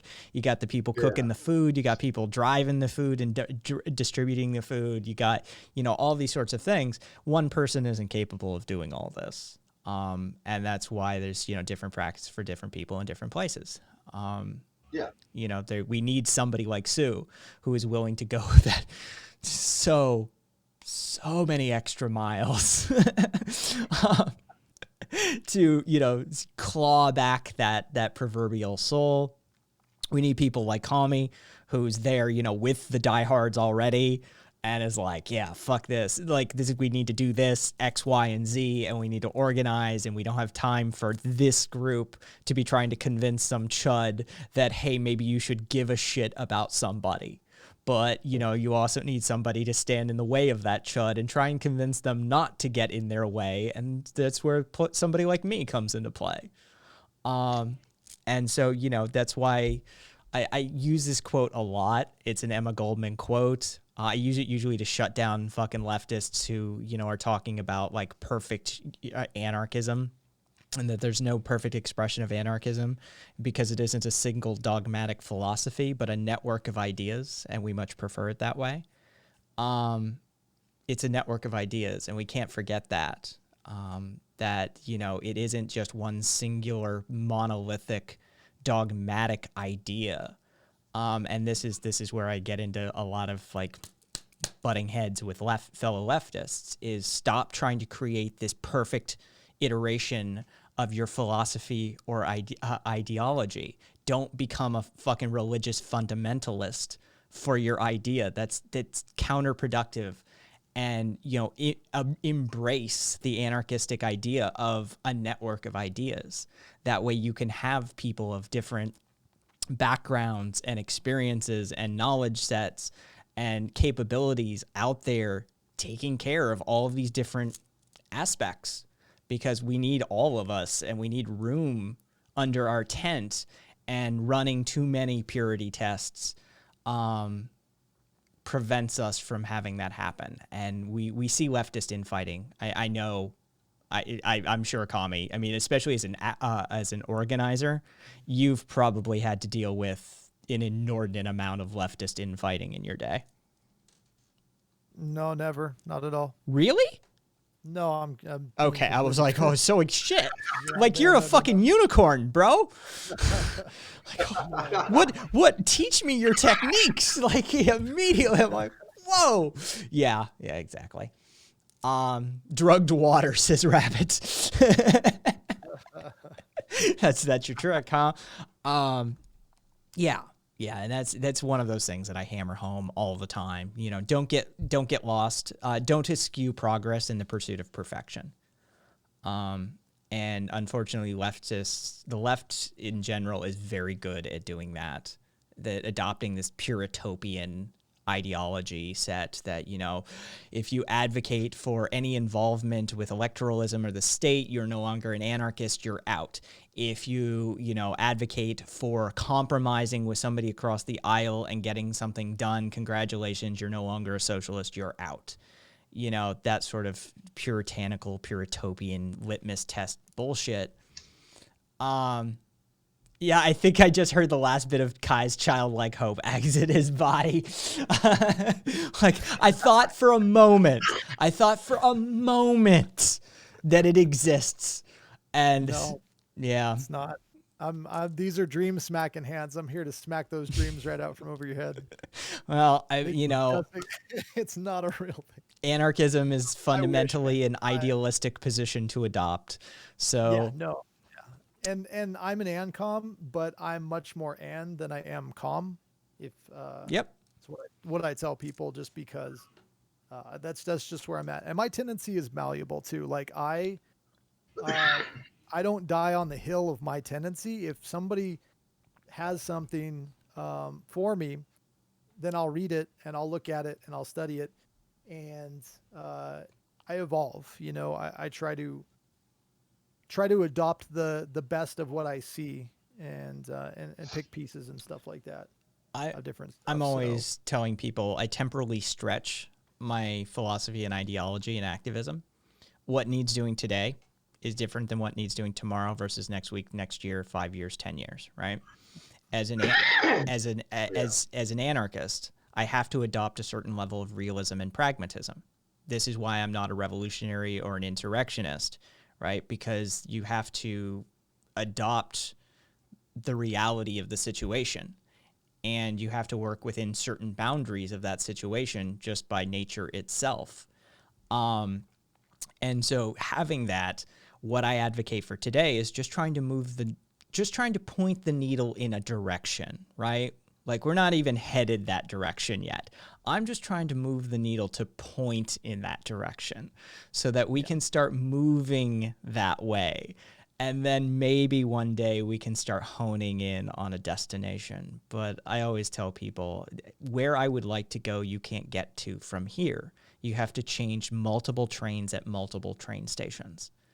So for me to sit back and advocate for a stateless society and mutual aid networks to replace everything is unrealistic and counterproductive to my end goals as an anarchist. So if today I need to use electoralism to mobilize people to provide health care and a greater welfare state tomorrow so that the proletariat can be empowered and be put into a position where we can educate and provide a certain level of economic liberty and freedom to their life, so that further down the road, we can have the conversation about, all right, what are we going to do about this whole state issue?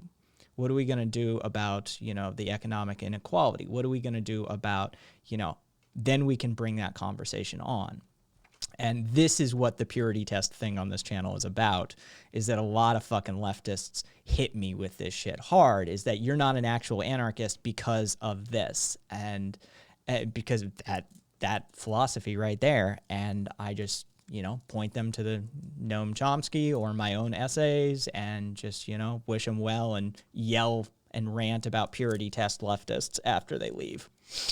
Yeah. And I have to say, I'm not just, that's not my only, how do I put it? I'm not a one-trick pony in that regards. Like, I've done all of the organizing, I've done all, foot to pavement, I've done all those things. And I still do those things. But I'm more of the, how do I put it? I have the ability to open my mindset to multiple different categories, not just specifically one, if that makes any sense. Of course it does. Most people aren't a monolith, or at least the ones worth talking to aren't. Yeah, I definitely never want to ever in my life be considered the litmus test for what anarchism or communism is. Like, please don't ever put that type of pressure on me. That's way too much to handle. And this is why I quote somebody like Emma Goldman, that it's not a single dogmatic philosophy. It's a network of ideas, and we much prefer it that way. Like, people who come along with that sort of level of ideological behavior miss the point entirely. And, as one of my regulars, everybody knows, a meat tray, commonly points out, usually that's a private school kid. Like, usually you have some sort of level of bourgeoisie, fucking private schooling. Yep, there's Mitre. There's the emote. Mitre has his own emote on my channel. More often than not, the ones that are yelling about that have no, ground level experience. And the ones who do, the ones who have been through the ringer, the ones who have suffered, the ones who have been activists, the ones who have lived on the edge, the ones who have seen some shit, generally bring a level of nuance and understanding to the conversation.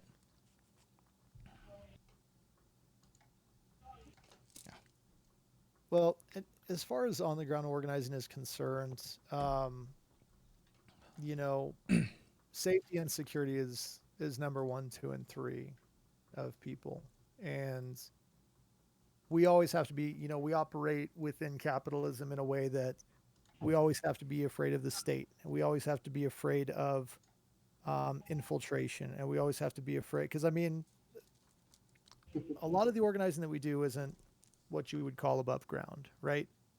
And a lot of the organizing networks that I'm been very fortunate and thankful that I've been able to be included in are the result of me, you know, gaining people's trust over the course of years and years and years, you know?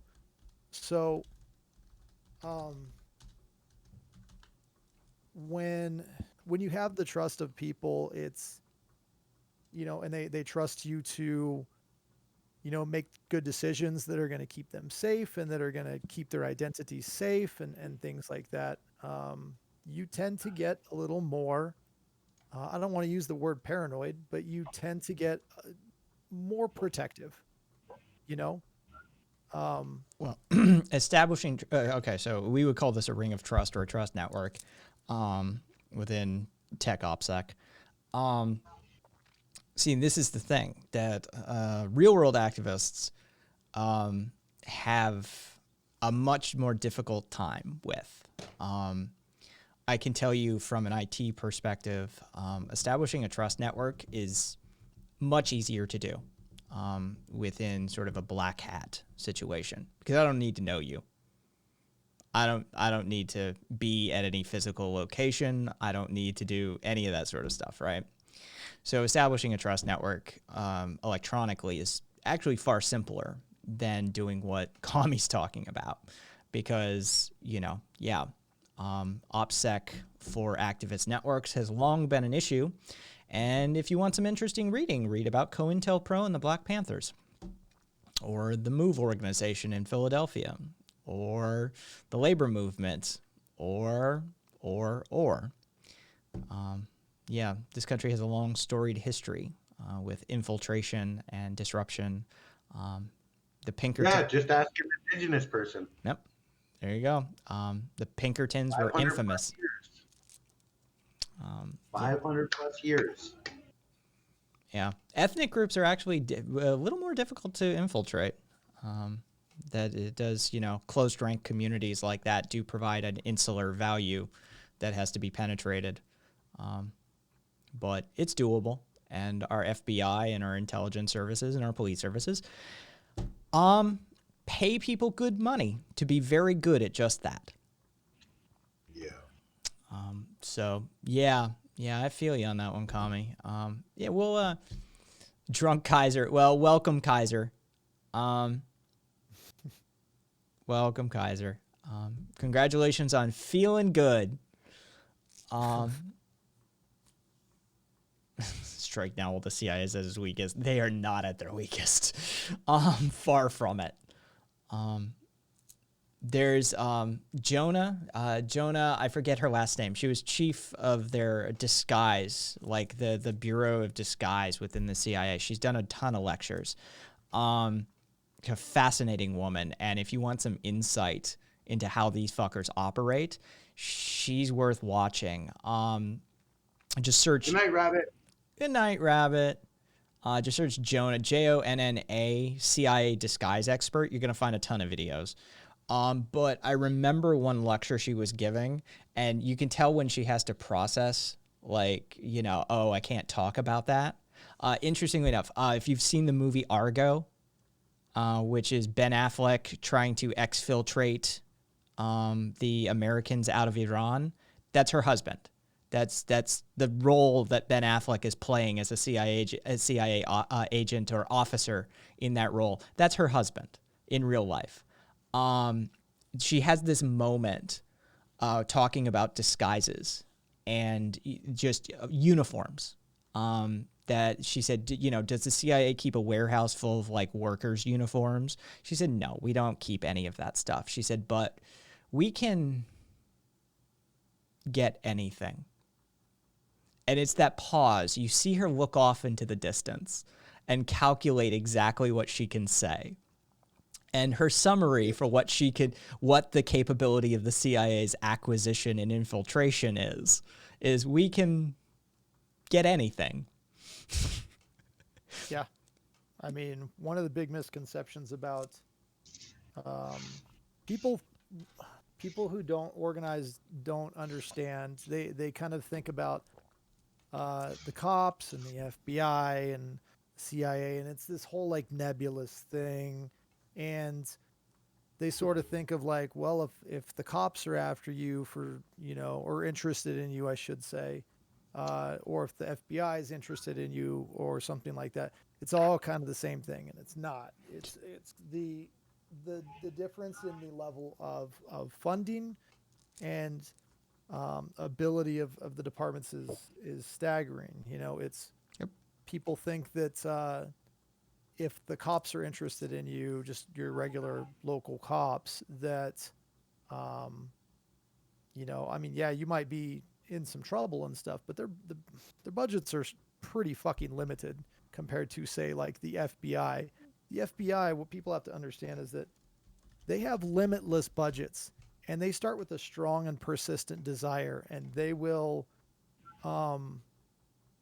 spend, whereas as local police might spend weeks or something on an investigation, or maybe months in some cases, the FBI will spend years, They'll spend decades. Yeah. following you and digging into everything you do, and they have an endless budget. So at the point where you attract the attention of, the feds and the FBI, it's Welcome it's welcome hard to your new hard to life. cut that head in any way, shape, or form, because they don't stop. Yeah. You know, Welcome to your new life. This is just how Yeah. it is now. I'll Right. go as far as to make the statement Thank you, Leafy. that Or Leafy. if you got the attention of your local, you have the attention of the FBI. They crowd share all their information. That's not necessarily true. If you are in any way, shape, or form labeled by local cops as someone who could be either potentially a treasonous person, an activist, or any kind of form in that way, they share that immediately. So Whether as the FBI or the CIA or whoever other agencies get involved right away is another story. But they do keep tabs. they keep tabs, yeah. But the local police office, the local officers, they don't share the same database by any means. It's and they don't involve federal agents unless it's a situation where they feel like there is like something bigger, because they're working bigger cases and things like that. Like, Caveat. There are Yeah, but see, there are larger municipalities that share fusion centers with them. Caveat. I'm not saying it doesn't happen. I'm just Oh saying yeah, no, that I'm just adding that's the nuance to the level conversation. of concern that I don't want people to feel like just because you have Yeah. the attention of your local police, like you're being watched by the feds. That is I Yeah. want to Whoa. like No, I no. want The, to I mean- debunk the that. That is not- database is being further filled out. yeah. Let's just put it that way. I remember when we were doing Occupy, and we were having a organizational meeting out in one of the open spaces by the architectural building on the UNLV campus. And a Metro officer, clearly a cop, right? You've seen this comic, clearly a cop. Like, you're not wearing the uniform, but you might as well put the uniform on, bro. Right, You're yeah. clearly you a can cop. spot them a mile away. Yeah. Clearly a cop with a telephoto lens and a DSLR walking around the circle at a moderate distance, just getting these full face shots. Yeah. Like, you're like, dude, we see you. Yeah, I know you see me. I don't care. Like, we know what's happening there.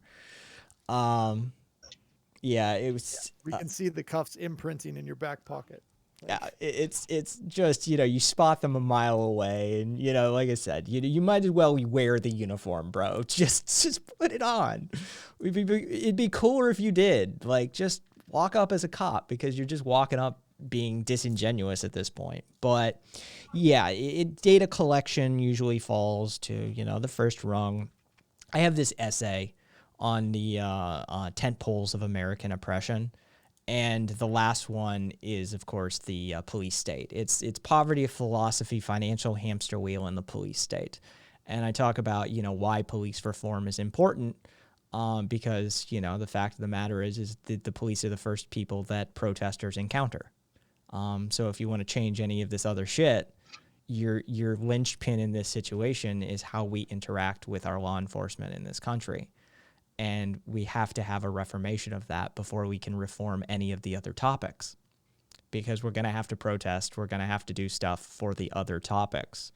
So if the cops are allowed to, just look at BLM, if the cops are allowed to behave as they are allowed to behave, then it doesn't really matter what you're protesting. They're going to come out in force. Yeah, and in my view, the biggest threat to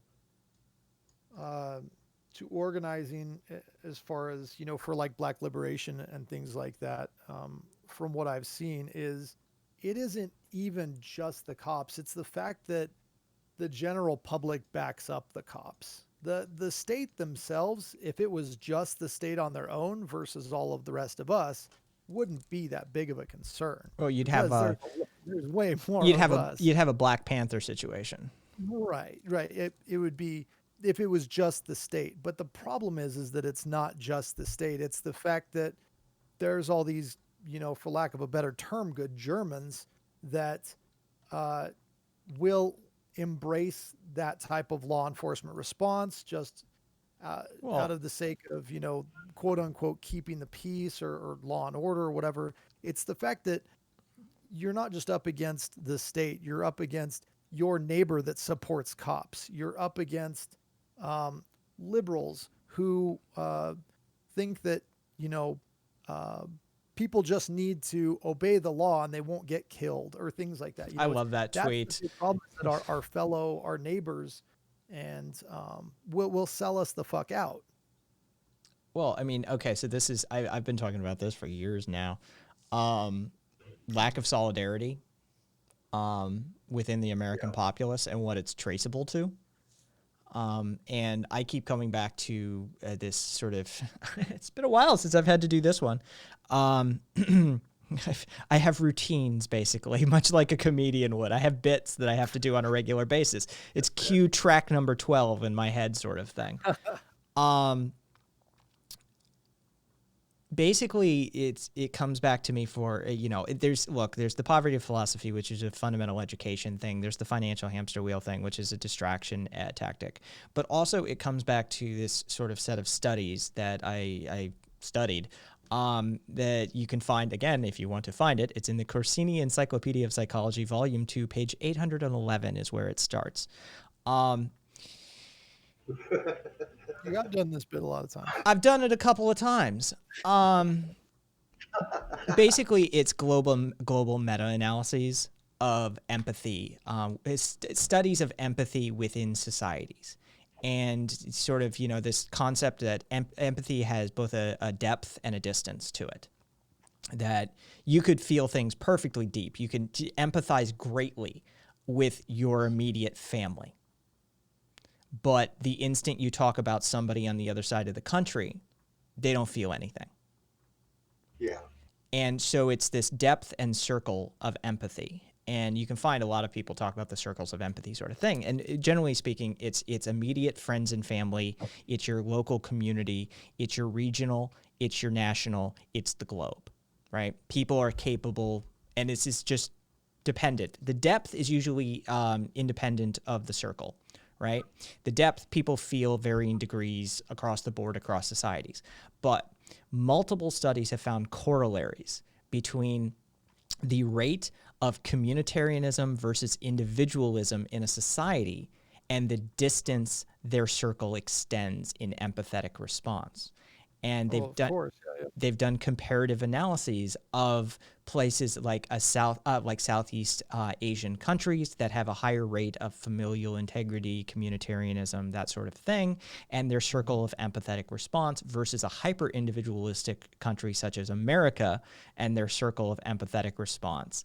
And they find near universally the more individualistic a nation is, the more contracted a circle of empathetic response is. And as far as I'm concerned, as an no longer, I suppose I'm an activist, just not an organizer anymore. You know, as an activist and a talking head about politics and philosophy and ideology, the issue that we need is solidarity in this country. We need people to not cross the picket line, so to speak, right? We need people to get our backs when shit goes down. And the reason they don't is the same reason we see this same thing cropping up with COVID, right? They're fucking fuck masks, fuck lockdowns, fuck social distancing. Grandma catches it and dies. And all of a sudden it's, oh, masks and we should take care of one another. Yeah, it fell within their circle of empathy and now they feel it, right? Yeah. And this is, I hammer this from time to time that it's just like, America lacks empathy. Yeah. We I 1,000% agree, and it's the same. We're saying the same thing like a synonym, man. Absolutely. you know, and so yeah, I've been working on this. I have a philosopher in my in my community. And you know, I've been working on this project for a while and I still am no closer really to this essay I'm trying to write about how to how to increase empathy from this sort of anarchistic point of view. Like, how can we hack society to increase rates of empathy? I'm still no closer, but I'm working on it. Okay. Let me know when you figure it out. Trust I me. have to tell you, I'd have to say that a good starter point would be kindergarten and preschool, I right from the get-go. Oh yeah, I think that would be a nice, solution. But to do that, we have to bootstrap it to adults. We got to get a group of adults to agree we should be teaching the kids. So you've got to, good luck, lulz. Oh, I know. Hey. Well, I mean, they've convinced a group of adults to teach colonialism and capitalism in schools or in preschools from the get-go. So, I mean, if that's possible, why wouldn't it be possible to do the other? Oh, this is the thing, and Riot Girl, you're fighting decades of the system. Try hundreds and thousands of years. Yeah, I mean, over here on Turtle Island, North America, Yeah. we've been fighting it for 500 plus years. This is the thing. This is class warfare has been a problem for humanity. It's just how you determine the class, how you determine the in-group and the out-group. It can shift from time and place, that sort of thing, but this is nothing new. Don't look to win this fight. Just hope to get a couple of hits in along the way, right? That's all you can do. This is not something that will be won in our lifetimes. And this is, that's fundamentally, as I said, I'm an anarchist. I have to be an idealist on some level. Do I think we're going to win? No, I don't. I think it's a lost battle, quite frankly. I think these fuckers have put themselves in a winning position, but that doesn't mean we shouldn't try, right? That's a shitty attitude to have. We should try nonetheless. Even if you're losing the game, you still finish the game. You don't take your ball and try and go home with it. That's just a shit attitude. So we should try nonetheless, but yeah, we have to try. You want to know the cure for that? UNDRIP. Oh, UNDRIP. Yes. So for anyone that's not familiar with that, I would the UN honestly, Declaration on the Rights of Indigenous Peoples. Yeah. I would look into that. And for those on the left who are looking for a way to get out of an actual real way to get out of this colonial capitalist mindset, that we're stuck in at the moment, I would honestly suggest to take a very hard look at that. And there's validity to what Kat is saying as well. For them, Big Avenue that they've found is simply making the case for collectivism from a selfish perspective, and this ties into what I was talking about, like hacking society, right? Like this, coming from a technologist background and point of view, and somebody who's done a fair amount of psychedelic drugs, you can hack biology, you can hack, psychology, you can do all these sorts of things. And if we can backdoor empathy in, if we can utilize something like a selfish impulse or, a greedy impulse to bootstrap it to something like more collectivism, we shouldn't. I've said this before. The left needs a touch more Machiavellianism. The right is capable of they will gain that inch at any cost. I'm not saying we do it at any cost, but I am saying that we need to become a little more comfortable with things that we find unpalatable.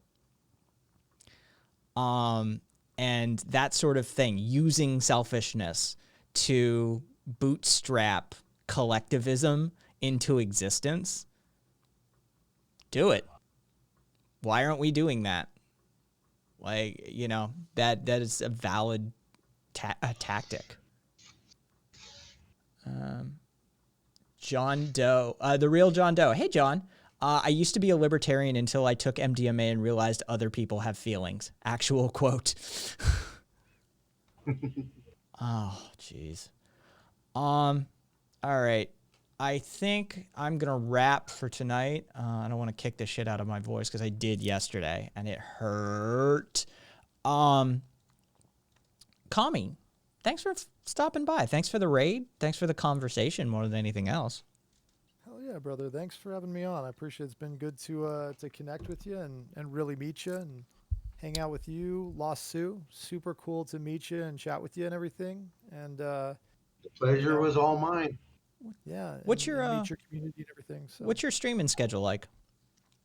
So my streaming schedule, my chatting streams are on mainly Wednesdays and Fridays and Saturdays. So I'll be doing be doing one tomorrow, starting at 1:30 Mountain Time.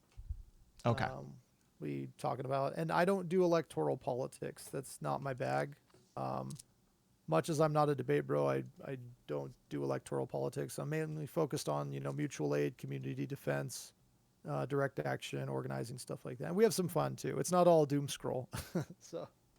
Oh, I compartmentalize very well. I can doom scroll for days. I try not to do it before like 10 a.m. Like I don't.